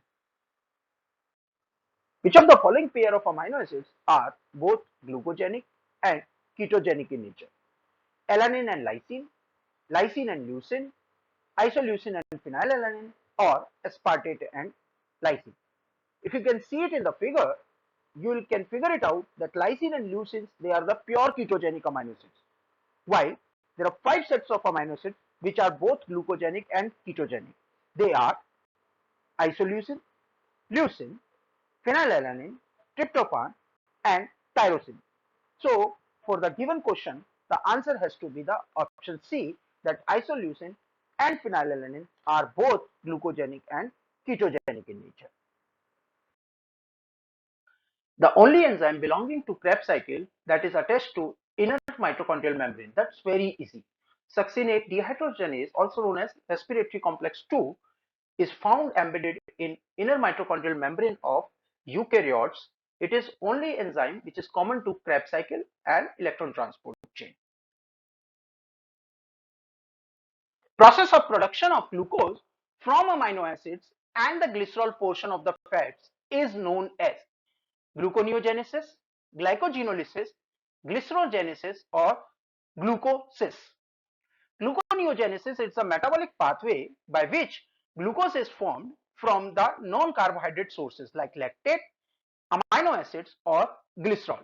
So option A is the correct answer. Process of production of glucose from amino acids and the glycerol portion of the fats is known as gluconeogenesis, glycogenolysis, glycerogenesis or glucosis. Gluconeogenesis is a metabolic pathway by which glucose is formed from the non-carbohydrate sources like lactate, amino acids or glycerol. So option A is the correct answer. Which vitamin helps in clotting of the blood? Vitamin C, vitamin K, vitamin A or vitamin E? That's very simple. Vitamin K is required by the body for blood clotting and hence it helps in healing of the wound. So option B would be the correct answer. Proteolytic enzymes synthesized as large inactive precursors are known as, again one of the most simple questions. So as you are seeing that MSc biochemistry questions are not so difficult which you cannot crack. So please trust yourself and start appearing. Now let's get back to the question. Proteolytic enzymes are synthesized as large inactive precursor which is also known as proenzyme or zymogen. For example, pepsinogen is an zymogen which remain inactive due to the presence of 44 amino acid long masking peptide. Upon removing this peptide, it becomes an active form of pepsin. So, proteolytic enzymes synthesized as large inactive precursors are known as proenzyme or zymogen. Isoenzymes are chemically, immunologically and electrophoretically different forms of an enzyme. Different forms of an enzyme similar in all properties, catalyzing different reactions or having the same quaternary structure like the enzymes. Isoenzymes are those enzymes which catalyze the same reactions but occur in a number of different forms. All these different forms are different in terms of either chemically or immunologically or even electrophoretically migrations. An enzyme E has a kcat value of 600 per second. Now we have to calculate the Km value when reaction proceeds at a rate of 9.6 micromolar per second and substrate concentration is 40 micromolar. The total given concentration of enzyme is 0.02 micromolar. As we know, the formula of kcat is Vmax by total enzyme concentration. So if we place the value of kcat and total enzyme concentration which is being given, then we can get the value of Vmax. Now if we place the value of Vmax in a classical Michaelis-Menten equation, then we know that we have the values of V, that is instantaneous velocity, Vmax, S, and we have to find out the value of Km. Km, after solving the values, then we can get the value as 10 micromolar. So option C has to be the correct answer. Enzymes are also referred to as zymogens. Enzymes that are highly specific like antibodies, enzymes that hydrolyze antibody or antibodies with the catalytic activities. Enzymes or catalytic monoclonal antibodies are the antibodies having capability to bind transition state and they facilitate the product formation just like enzyme. So option D is the correct answer, that enzymes are antibodies that have the catalytic activities. Statins, a popular class of drug, is known to inhibit HMG-CoA oxidase, GADPH, HMG-CoA reductase, or pyruvate decarboxylase. Statin actually blocks an enzyme called HMG-CoA reductase that is involved in the synthesis of an steroid intermediate called mevalonate. So option C is the correct answer. Which of the following property is not exhibited by an allosteric enzyme? So इसमें से चार properties में से we have to find out which is not a characteristic properties of an allosteric enzyme. Sigmoidal substrate binding curve. Definitely, sigmoidal substrate binding curve is an hallmark feature of an allosteric enzyme. Allosteric enzymes की क्या-क्या properties होती हैं? They are multimeric in nature. That means they are quaternary structure. They have a typical substrate binding curve. That means sigmoidal substrate binding curve, unlike of a typical hyperbolic curve shown by the Michaelis-Menten enzyme. Then they have a cooperativity, and now they have a two different sites. One is a regulatory site and one is substrate binding site. So one thing is very clear as far as allosteric enzyme, that no allosteric enzyme can be a typical Michaelis-Menten enzyme. So option B is the correct answer, that adherence to Henry-Michaelis-Menten equation is not a characteristic of allosteric enzyme. In fact, while explaining the kinetics, they have assumed that no enzyme should be an allosteric enzyme if they have to be solved by using kinetics. So option B is the correct answer. Lineweaver work plot is also known as LB plot जो होता है, जो कि आपका माइकेलिस Menten का एक adaptation है, उसको हम डबल रेसिप्रोकल प्लॉट भी बोलते हैं, जिसमें कि एक्स एक्सिस पे आपका जो होता है वो 1/s होता है और जो आपका वाई एक्सिस है उसमें 1/v होता है। और दोनों ये जो प्लॉट है ये बड़ा फेमस है बिकॉज इसकी मदद से हम km और vmax की जो एक्यूरेट वैल्यूज हैं वो उनको हम निकाल सकते हैं। तो LB प्लॉट जो है that is also known as double reciprocal plot, that is option B. In a competitive enzyme reaction, Km and Vmax decreases, Km and Vmax increases, Km increases and Vmax does not show any change, Km shows no change while Vmax decreases. Basically, competitive inhibitors, they compete with the substrate at the active site and therefore they increase the Km but the Vmax remain unaffected. So option C is the correct answer. In a biochemical reaction, the thermodynamic parameter that reaches a minimum is, that's again very easy, enthalpy, entropy, free energy, enthalpy and entropy both. As we know that delta G is an important indicator of spontaneity and extent of any chemical reaction.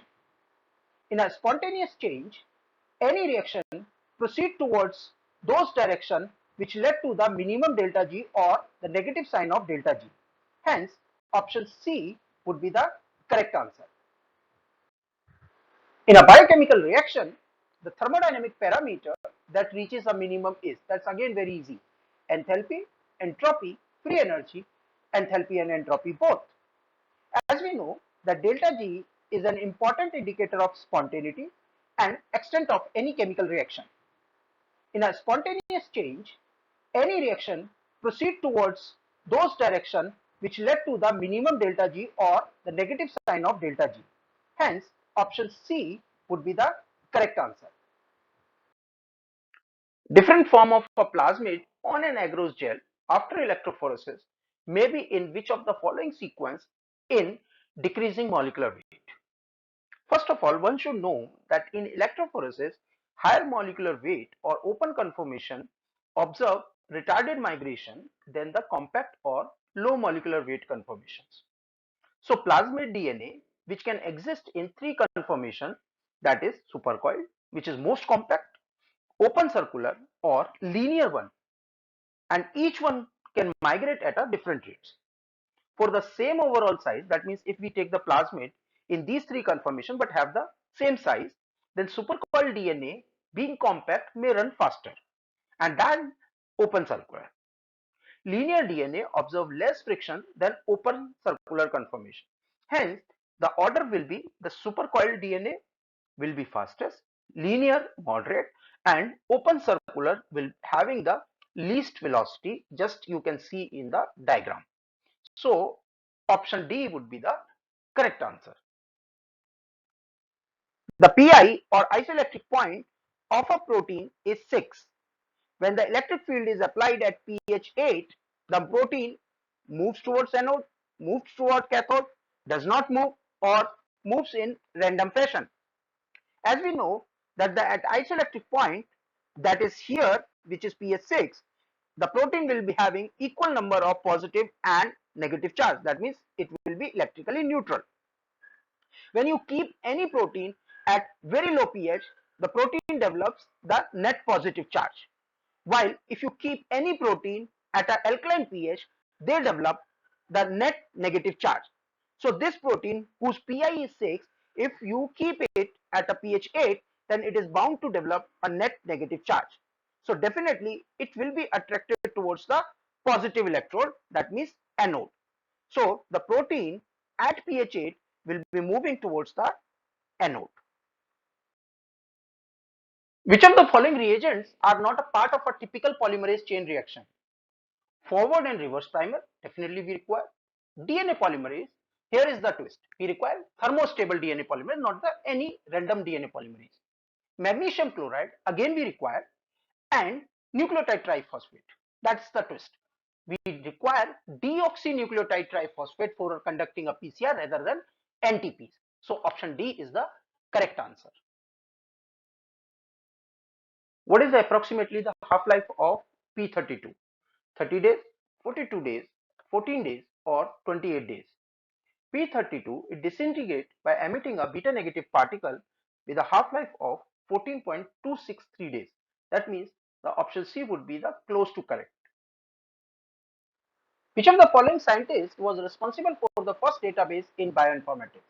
Max Perutz, Margaret Dayhoff, Linus Pauling, or Dorothy Rothschild? Margaret Bailey Dayhoff was a pioneer in the field of bioinformatics.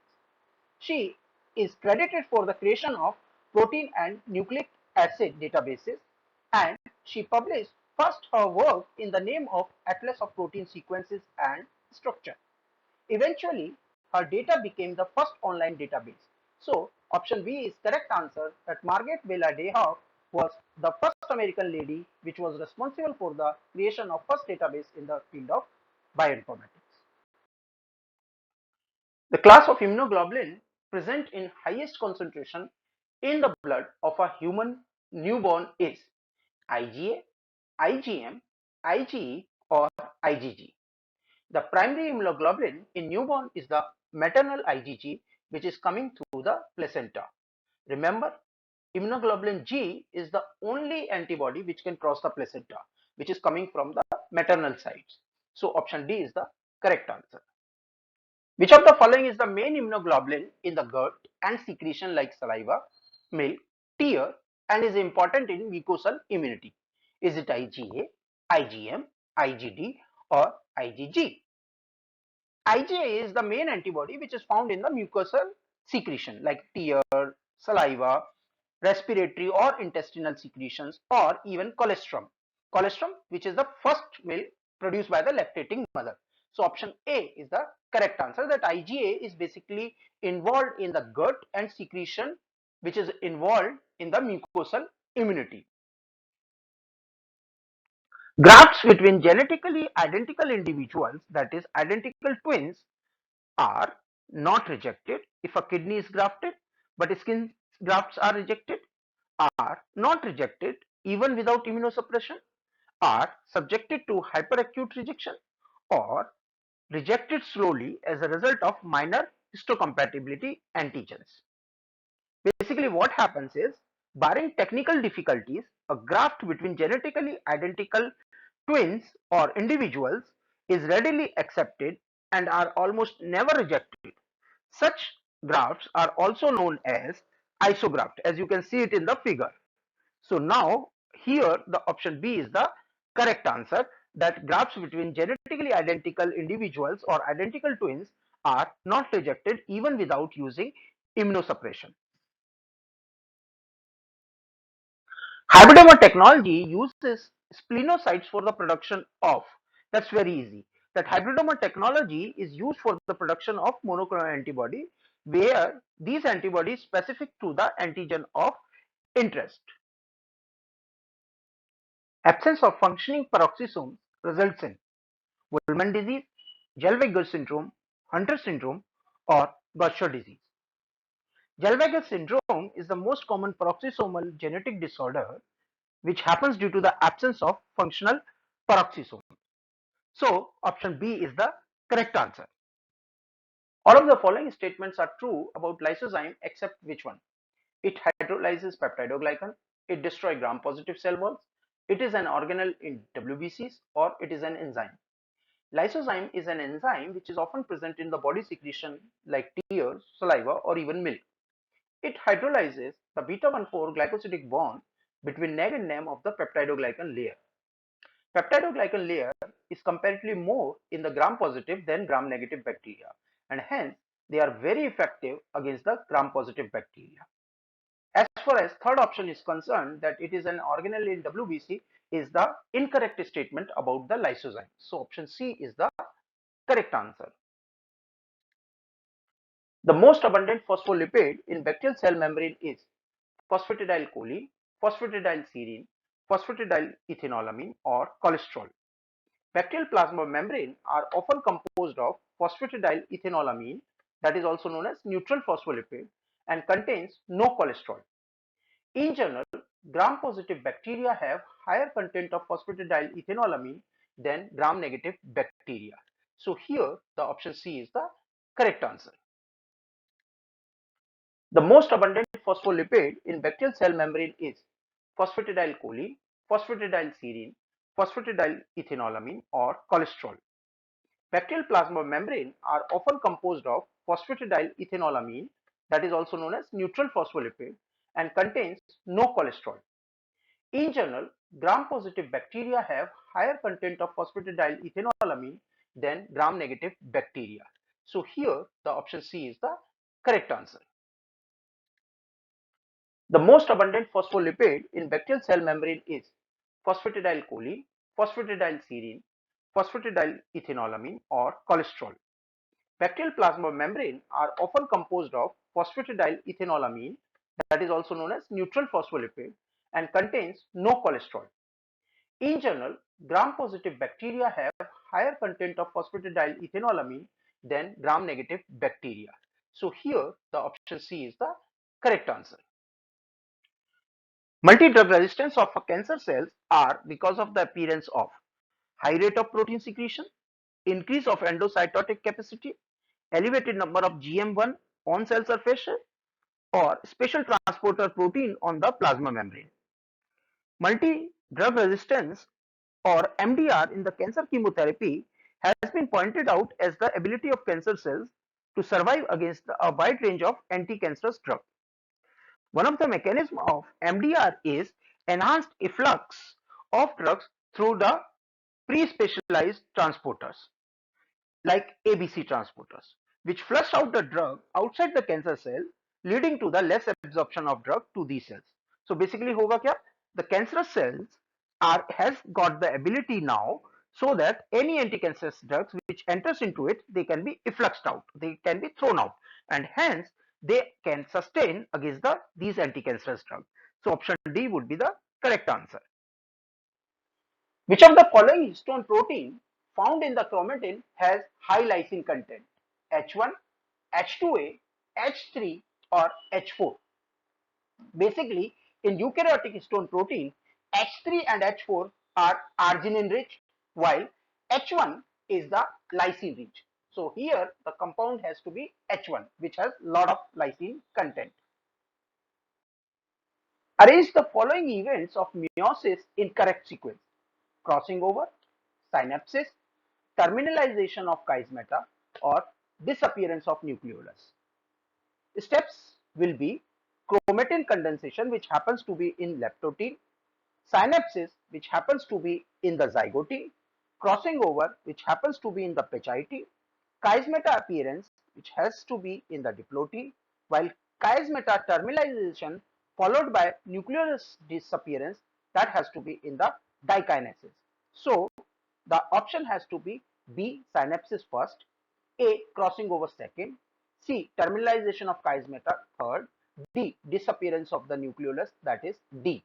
So option BACD is the correct sequence, that is option B. 5' end capping of mRNA transcripts in eukaryotes involve the following events: A, addition of GMP on the 5' end; B, removal of gamma phosphate of the triphosphate on the first base at the 5' end; 5 to 5' linkage between GMP and the first base at the 5' end; or D, addition of the methyl group to N7 position of guanine. Now we have to arrange in a correct sequence. If you see it in the figure, that the steps of 5' cappings are: first, gamma phosphate removal at the 5' end; second, the addition of GMP at the 5' end; third, condensation of GMP with beta phosphate at the 5' end. Now last, the addition of methyl group at the N7 of guanine. If you correctly sequentially arrange these, then the B steps come to the first, A steps come second, C steps come third, and D steps come last. So B, A, C, D has to be the correct option, that means option C. Arrange the following steps of protein synthesis in the order in which they occur within a cell. DNA unzip in the nucleus, tRNA brings in proper amino acid from the cytoplasm, mRNA attaches to the ribosome cell, first codon is read, mRNA nucleotide transcribes the complementary DNA message, mRNA leaves the nucleus and goes to the ribosome, and F, a second tRNA, brings in the new amino acid. So we have to choose the correct answer from the options given below as per their sequence. So if you see it in the diagram, what is the first step is going to happen? DNA is going to unzip for the transcription process. What is the next process?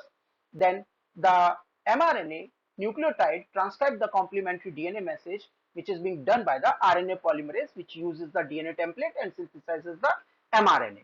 Now what is the next step? mRNA is going to leave the nucleus and going to cytoplasm and look for the ribosomes. Now what is the next step? Now this mRNA is going to attach to the ribosomes and first codon is read. What is the next step? tRNA brings in the proper amino acid from the cytoplasm, which is generally used to be the first codon is always AUG, and generally the methionine is being attached at the N terminal. What is the last step? A second tRNA brings in the new amino acid as per the second codons. So here if you see, if you arrange in a systematic way, then A will be followed by D, will be followed by E, will be followed by C, then B, and then last would be the F, which is an option C. RNA dependent DNA polymerases are known as transcriptases, primases, recombinases, or reverse transcriptases.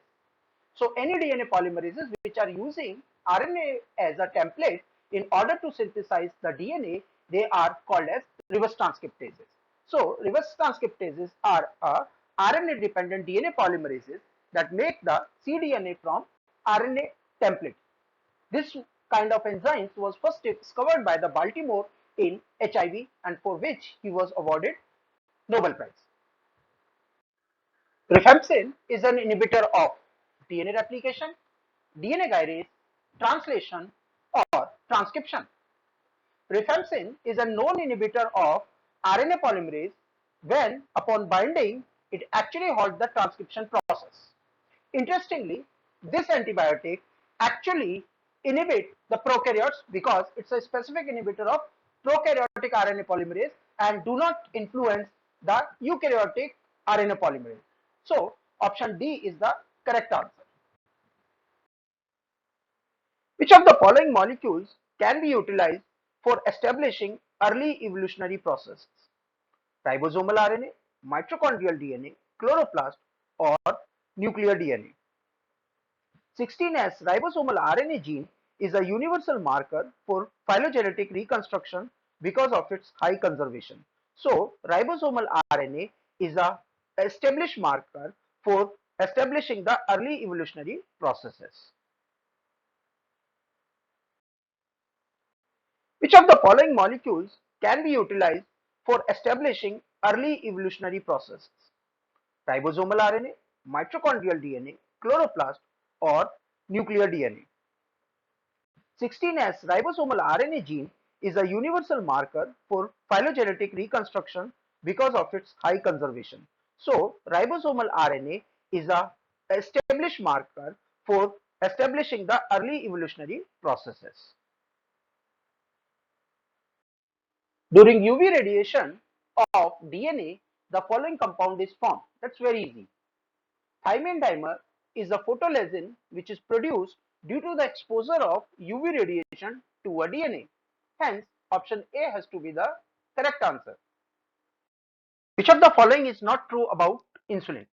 So there are four parameters are being given and we have to find out which one is incorrect as far as insulin is concerned. So let's see the structure of an insulin.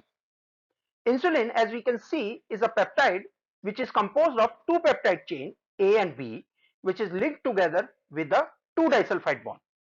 And there is one additional disulfide bond which is present in the A chain. It is released by the pancreas to lower the blood glucose level, and it promotes the glycogen synthesis by activating the glycogen synthase enzyme. Once its job is done, it is being degraded by insulinase. So option A is incorrect, while option B, C and D are the correct about the insulin. Role of glucagon is to stimulate the formation of cyclic ATP in the liver cell, stimulate the formation of cyclic AMP in the liver cell, inhibit the formation of cyclic ATP in the liver cell, or inhibit the formation of cyclic AMP in the liver cell. Glucagon, it elevates the blood glucose, which is an opposite action of insulin, by activating a adenyl cyclase enzyme, and thus it increases the cyclic AMP production. So option B would be the correct answer, that glucagon generally stimulates the formation of cyclic AMP, as you can see in the figure, in the liver cell. So option B is the correct answer. Which of the following signaling molecule does not interact with cell surface receptor? Insulin, gastrin, glucagon, or testosterone? That's very easy. Insulin, gastrin, and glucagon are peptide hormones which actually generally interact with the cell surface receptor, as they cannot cross the membrane. While on the other hand, testosterone, which is an steroidal hormone, do not bind to the surface protein and cross the plasma membrane to interact with the DNA. So here the option D has to be the correct answer. Chemical messengers that are secreted by the cells into the extracellular fluid and affect neighboring target cells of a different types are typically known as autocrine, neurotransmitters, paracrines, or endocrines. Hormones are the chemical messenger secreted into the blood or extracellular fluid by one cell that affect the functioning of other cells. So option D is the correct answer, that chemical messengers that are secreted by the cells into the extracellular fluid and affect the neighboring target cells of a different cell types of cells are basically example of endocrines, which is commonly used for the hormone secreting cells. For each ATP molecule breakdown, the sodium potassium pump causes movement of more sodium out and less potassium in, potassium out and sodium in for 1-for-1 basis, sodium out and potassium in on a 1-for-1 basis, potassium and sodium in the same direction. If you see it in the diagram, the sodium potassium pumps moves 3 sodium out and 2 potassium in for each ATP hydrolysis. So it moves more sodium out and less potassium in, which is option A. So option A is the correct answer. Lowest yield of ATP is achieved in fermentation, anaerobic respiration, aerobic respiration, or both A and B. Generally, aerobic respiration yields you the highest amount of ATP, that is around 36 to 38 ATP after complete electron transport chain. Anaerobic respiration, which does not involve oxygen as a final electron acceptor, rather they use sulfate, nitrate, or even carbon dioxide as a final electron acceptor and may continue up to electron transport chain. And they can yield you a net gain of 2 to 36 ATP, 2 in the case if they are not continuing with the Krebs cycles and electron transport chain. Fermentation, which always stops after glycolysis and never continue till electron transport chain, can yield you a net gain of 2 ATP. Hence, the lowest yield of ATP can be observed only in fermentation. Gram staining is based on the presence of dash in the cell wall, phospholipids, peptidoglycan, lipid A, or glycoprotein. Gram staining is based on the amount of peptidoglycan layer present in the bacterial cell wall. Those bacteria which has the thick peptidoglycan layer will be considered as positive after Gram staining process. So option B is the correct answer, that Gram staining is based on the presence and amount of the peptidoglycan layer in a bacterial cell wall. Which of the following is not a type of microtubule associated with mitotic spindle? Polar, astral, central, or kinetochore? If you see it in the figure, then you'll find out that the astral, polar, and kinetochore, these are the three main types of microtubule found during mitosis, while central is not a part of microtubule associated with mitotic spindle. Which one of the following is the correct sequence of prophase 1 stage? That is very simple. If you have to remember the sequence of the stages in prophase 1 stage, then you can use the mnemonics like lazy lebra, push, dipu didi. Now, lazy stands for lactotin, zebra stands for zygotin, push stands for pacitin, while dipu stands for diplotin, and didi stands for dikinases. This is the simplest way by which you can arrange them and remember the correct sequence of prophase 1 stage. So option D has to be the correct answer. Which one of the following is not true for euchromatin? They are transcriptionally active. They are less condensed region of chromosomes. Barr body is an example of euchromatin, or all of these. Euchromatin, they are the uncoiled and transcriptionally or genetically active chromatin, while heterochromatin are firmly packed and genetically inactive chromatin. So option A and option B both are correct for euchromatin. Now as far as bark body is concerned, it is a heterochromatin and tightly packed type of chromosomes, whereas functional X chromosome is covered by the euchromatin. So functional X chromosome is a euchromatin, while bark body is an example of heterochromatin. So option C is the correct answer. But here is the trick. If you see, if we say all of these, that is also not correct for the euchromatin. Think about it. Activity of protein kinase A is regulated by adenylyl cyclase, phosphodiesterase, phospholipase C, or phosphorylase kinase. Protein kinase A or pKa is a family of enzymes whose activity is dependent upon cellular levels of cyclic AMP. So option A is the correct answer because adenyl cyclase is a responsible enzyme for the converting of ATP to the cyclic AMP. So option A is the correct answer. Difference between chromatin regulation by high and low CpG promoters is high CpG content promoters repress gene by DNA methylation, low CpG content promoters repress gene by histone methylation, high CpG content promoter repress gene by histone methylation, or low CpG content promoters repress gene by histone acetylation. Actually, based on the CpG content, mammalian promoters could be either high CpG promoter or low CpG promoters. Cytosine in the CpG nucleotide can be methylated to form 5-methyl cytosine. Such methylation event suppresses DNA activity and may change gene expression. This activity of DNA methylation is often found in high CpG promoters which are present in regulatory genes. These regulatory genes of having high CpG promoters, they regulate the gene expression of housekeeping gene. Generally, it has been observed that housekeeping genes have low CpG promoters. So obviously they will be having low DNA methylation as well. So having high CpG content promoters, they generally observe more DNA methylation and thereby they regulate the activity of housekeeping gene, that is option A. CRISPR is. So there are 4 full forms are given and we have to find out which one represents CRISPR.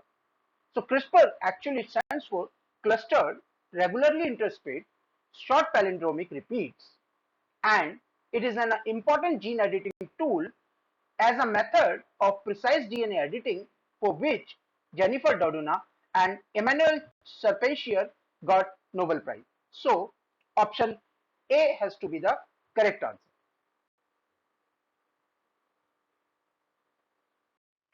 Mammals do not have ability to convert fatty acid to glucose because they cannot undergo glyoxylate cycle. There is no need for such conversion. They can obtain glucose from other pathways or both option A and C. Glyoxylate cycle has a potential to convert acetyl-CoA, which might be coming from fatty acids, into the glucose. This cycle is found in plants, bacteria, protistans, and fungi, and definitely absent in humans. Humans lack 2 important enzymes of glyoxylate cycle, that is isocitrate lyase and malate synthase, which can convert fatty acid to glucose. Hence, option A is the correct answer. ATP molecules produced by the oxidation of one molecule of palmitoyl CoA to carbon dioxide and H2O are 38, 108, 148 or 40.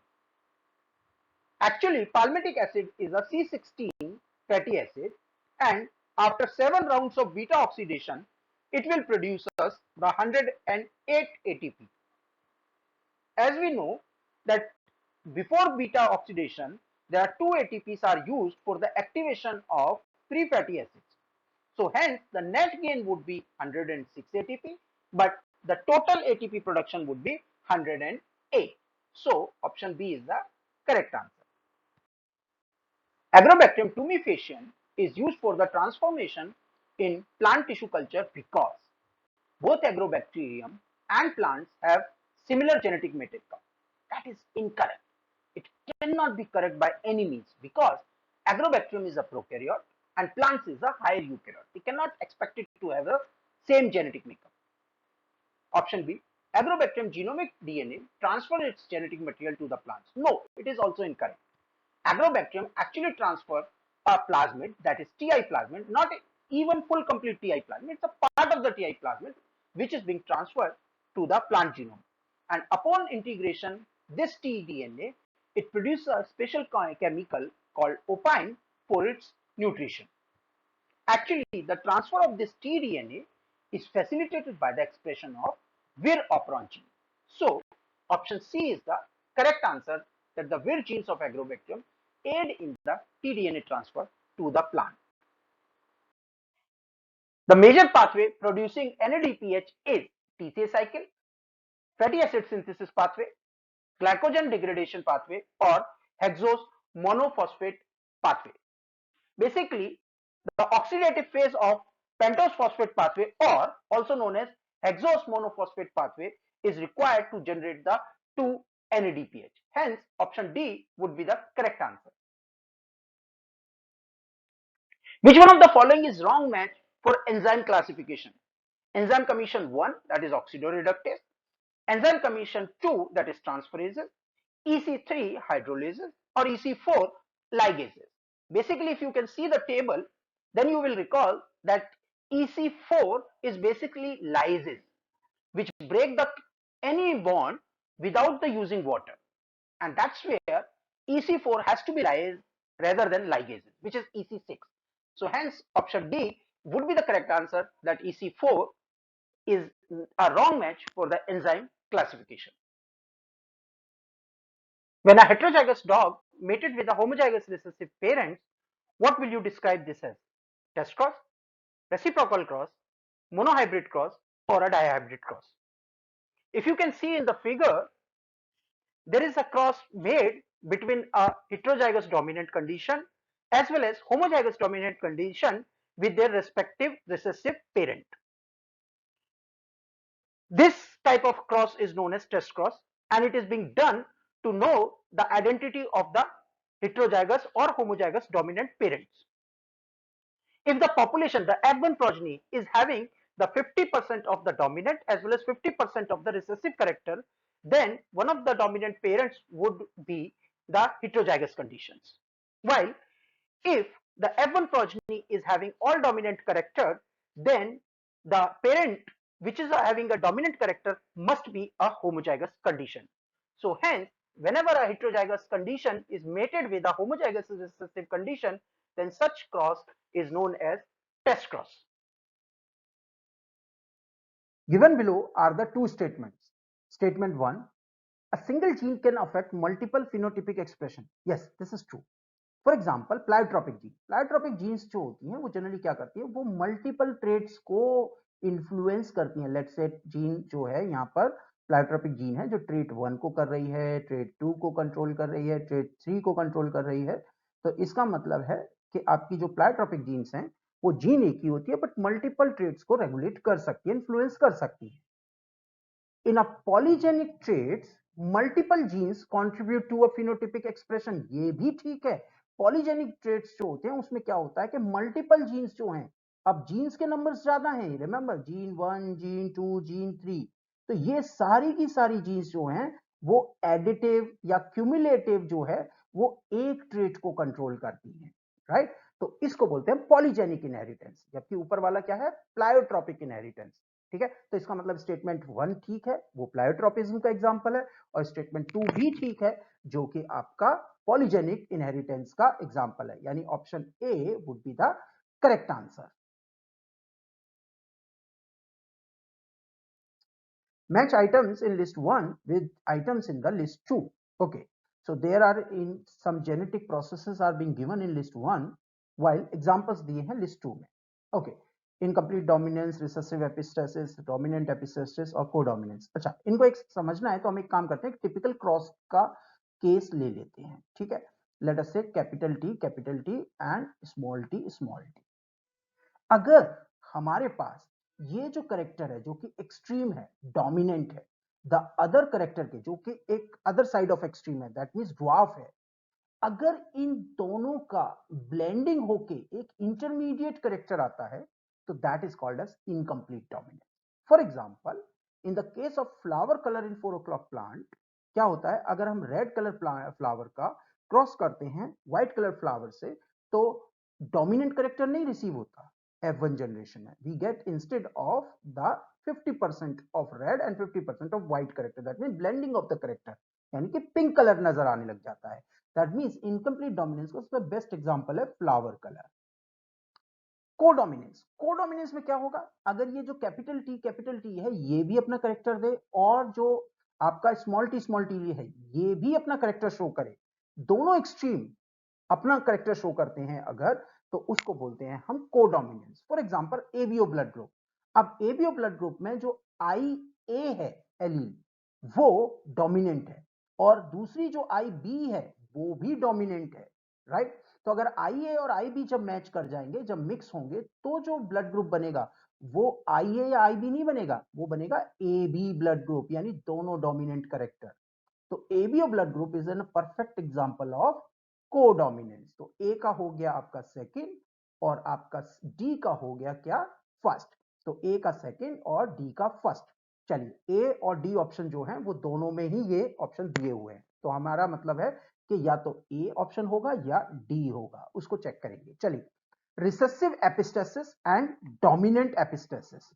देखिए recessive epistasis में क्या होता है कि जो आपका recessive partner है, अगर आपके नॉन एलीलिक फ्रेमवर्क को, चाहे वो डोमिनेंट हो, उसके कलर को अगर मास्क कर दे, तो that is called as recessive epistasis. ये जो चीज है ये हमें दिखती है coat colour of either labradors और इन माइस। तो रिसेसिव एपिस्टेसिस में क्या होता है, जो आपका एक्सपेक्टेड 9:3:3:1 जो रेशियो है वो चेंज होके बन जाता है 9:3:4। लैब्राडोर के केसेस में ये हो जाएगा 9 black 3 brown 4 yellow. Coat colour में क्या हो जाएगा 9 ब्लैक 3 ब्राउन 4 व्हाइट। ओके, चलिए डोमिनेंट एपिस्टेसिस में क्या होगा, अगर इसका हम रिवर्स कर दें, यानी कि डोमिनेंट जो पार्टनर है वो दूसरे नॉन एलिलिक पोर्शन को मास्क कर दें अगर उनके इफेक्ट्स को, तो then it is called as dominant epistasis, which is often seen in fruit colour in summer squash, जहां पर कि ये जो रेशियो 9:3:3:1 है, इट बीइंग चेंज टू 12:3:1। 12 होते हैं आपके व्हाइट, 3 होते हैं आपके येलो, और आपका 1 होता है आपका ग्रीन। दैट मीन्स बी का होगा थर्ड, तो इसका मतलब option D, D is the correct answer. In a family, if the father is affected by X-linked dominant trait and mother is normal, then चलो सॉल्व करते हैं। अब जो फादर है वो एक्स लिंक ट्रेट से इन्फेक्टेड है, और अगर हम उसको क्रॉस कराते हैं एक नॉर्मल फीमेल से, तो देन क्या होगा, जो फीमेल्स हैं, जो डॉटर्स हैं, वो क्या होंगी, they will be the carrier. That means the option C would be the correct answer. Which of the following is not a method for horizontal gene transfer? Binary fission, transformation, conjugation, or transduction? First of all, you should know that the gene transfer can be done by two methods. That means vertical gene transfer and horizontal gene transfer. Vertical gene transfer में क्या होता है? Here the organism transfer its gene which is being reflected in its progeny. Like father transfer its genes which is being reflected into his son. But in the case of horizontal gene transfer, an organism when it transfers its gene, it is being reflected into the other organism of his own generation. For example, a bacteria can transfer its genes into the another bacteria of his own time, that is called as conjugation. A virus may transfer its gene into another bacteria, that is called transduction. Or a foreign DNA can be transformed into another bacteria called transformation, like we do it in the RDT. Binary fission is not a method of horizontal gene transfer. Hence option A is the correct answer. The transcription of a gene A resulted in the synthesis of a 100 kDa protein in one cell type and 48 kDa protein in another cell type, owing to the site specific conversion of a CAA codon to the termination codon, which is UA. Which one of the following mentioned regulatory mechanism is involved in the phenomena? Basically, such phenomena are known as RNA editing, in which the protein encoding genes, they changes their expression in such a way so that they can maximize their available resources. For example, if you can see in the figure, apolipo B gene, it codes for a mRNA, which makes a translated product in the liver as apolipo B100 protein, which is around 45 kD protein. If there is a mutation where the cysteine is converted to the uracil by an enzyme cysteine deaminase, then suddenly the CA codon, it becomes a termination codon. So the Translated product will be the truncated version of apolipo-B100 protein. The new protein, which is a truncated protein, is known as apolipo-B48 protein, which is present in the small intestine. So now a same gene is coding for two different proteins having a two different function. So here the option B would be the correct answer, that RNA editing is a method which is being exploited by the genetic machinery in order to produce a two different protein from a same coding sequence. Philadelphia chromosome is an abnormally associated with liver cancer, blood cancer, lung cancer और skin cancer. देखिए ये जो Philadelphia chromosome है, it is a shorten chromosome 22, जो कि किससे बनता है? Due to the reciprocal translocation between a chromosome 22 and chromosome 9. और इस ट्रांसलोकेशन की वजह से एक नई जीन क्रिएट होती है, दैट इज BCR-ABL. और ये जो BCR-ABL है, it causes the chronic myelogenous leukaemia, that means blood cancer. पहली बार ये डिफाइन हुआ था या डिस्कवर्ड हुआ था फिलाडेल्फिया में, इसीलिए इसको बोलते हैं हम Philadelphia chromosome. That means option B is the correct answer. Following is the combination of different valves and their position in the human heart. We have to find out the correct combinations. देख लेते हैं. अगर आप ध्यान से diagrams को देखें तो ट्राइकस्पिड वॉल्व जो है वो किस किस के बीच में? Right atrium and right ventricle. यहां पर क्या दिया हुआ है? Tricuspid valve, right atrium, left ventricle. तो ये तो गलत हो गया. उसके बाद अगर हम देखें पल्मोनरी वॉल्व किसके बीच में है? Pulmonary artery and right ventricle. तो पल्मोनरी वाल्व किसके दिए हुआ है? Left ventricle and pulmonary artery. ये भी गलत हो गया. अगला देखते हैं आओर्टिक वॉल्व. आओर्टिक वॉल्व को अगर हम ध्यान से देखें तो you will find that it is between the aorta and left ventricle. किसके बीच में देखा है? दिया हुआ है राइट वेंट्रिकल. ये भी गलत हो गया. Mitral valve. मिट्रल वॉल्व जो है वो किस किस के बीच में है? Left atrium and left ventricle. ये सही आंसर है. So option C is the correct answer. A solution of tryptophan has an absorbance at 280 nanometer of 0.54 in a 0.5 centimeter path length cuvette. Given the molar extinction coefficient for tryptophan is 5.4 into 10 power 3 per mole per centimeter. तो concentration पूछिए कैसे निकालेंगे. Okay देखिए हमें मालूम है Lambert beer law क्या कहता है? The concentration is equal to absorbance by molar extinction coefficient into path length. याद करिए हमारा जो फॉर्मूला होता था A is equal to molar extinction coefficient into C into L. तो इससे अगर हम C के लिए रीअरेंज करें तो हमारा फॉर्मूला जो है वो आ जाएगा absorbance by molar extinction coefficient into path length. और हम इसमें अगर वैल्यूज डालेंगे तो हमारी जो कंसंट्रेशन है वो कितनी निकल के आएगी? 0.2 millimolar. That means option C. Which one of the following enzyme is not used in the RT-PCR test of COVID-19 diagnosis? देखिए जब से कोरोना आया है, कोविड आया है, तब से ये क्वेश्चन बड़ा पैट क्वेश्चन बन गया है डिफरेंट एंट्रेंस एग्जाम में. तो इसको अगर हम डिस्कस करें तो जो RT-PCR होती है उसमें कौन कौन से एंजाइम्स यूज होते हैं पहले हम देख लेते हैं. हमारा रिवर्स ट्रांसक्रिप्टेज यूज होता है, हमारा टैक पॉलीमरेज यूज होता है, हमारा डीएनए पॉलीमरेज यूज होता है. जो हमारा डीएनए डिपेंडेंट आरएनए पॉलीमरेज है जो ट्रांसक्रिप्शन करवाता है, इसकी हमें कोई यूटिलिटी नहीं. That means option B should be the correct answer. Secondary structure content of protein can not be determined by CD spectroscopy. याद रख लीजिए सेकेंडरी स्ट्रक्चर मतलब best technique is CD spectroscopy which is also called as circular dichroism. Best technique है. Proteins में CD से better कोई technique नहीं है सेकेंडरी स्ट्रक्चर को डिटरमाइन करने की. दूसरे नंबर पे जो टेक्निक आ सकती है एनएमआर. एनएमआर सेंसिटिव है बट जो डेटा आता है एनएमआर का उसको डिफिकल्ट होता है इंटरप्रेट करना. तो here NMR can also be used as a method of determination of secondary structure. अभी हमने डिस्कस किया था कौन सा effect? Nuclear Overhauser effect. FRET Forster resonance energy transfer based fluorescence spectroscopy ये भी यूज हो सकती है.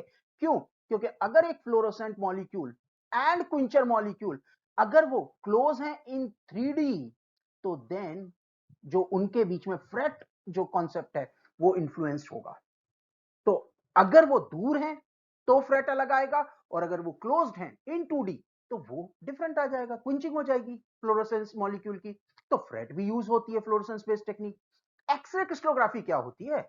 एक्सरे क्रिस्टलोग्राफी में what we do is that X ray is being impinged over a crystal. और एक्सरे क्रिस्टोग्राफी क्रिस्टल पे हो रही है तो वो सेकेंडरी स्ट्रक्चर कहां रह गया? किसी भी चीज को आप क्रिस्टल बना देंगे तो वो सेकेंडरी स्ट्रक्चर कहां रह गया? आपने उसमें से वाटर निकाल लिया। तो इसका मतलब X ray crystallography can not be used to determine the secondary structure of protein, right? So option C is the correct answer. Okay, तो अब इस वीडियो को यहीं पे खत्म करते हैं।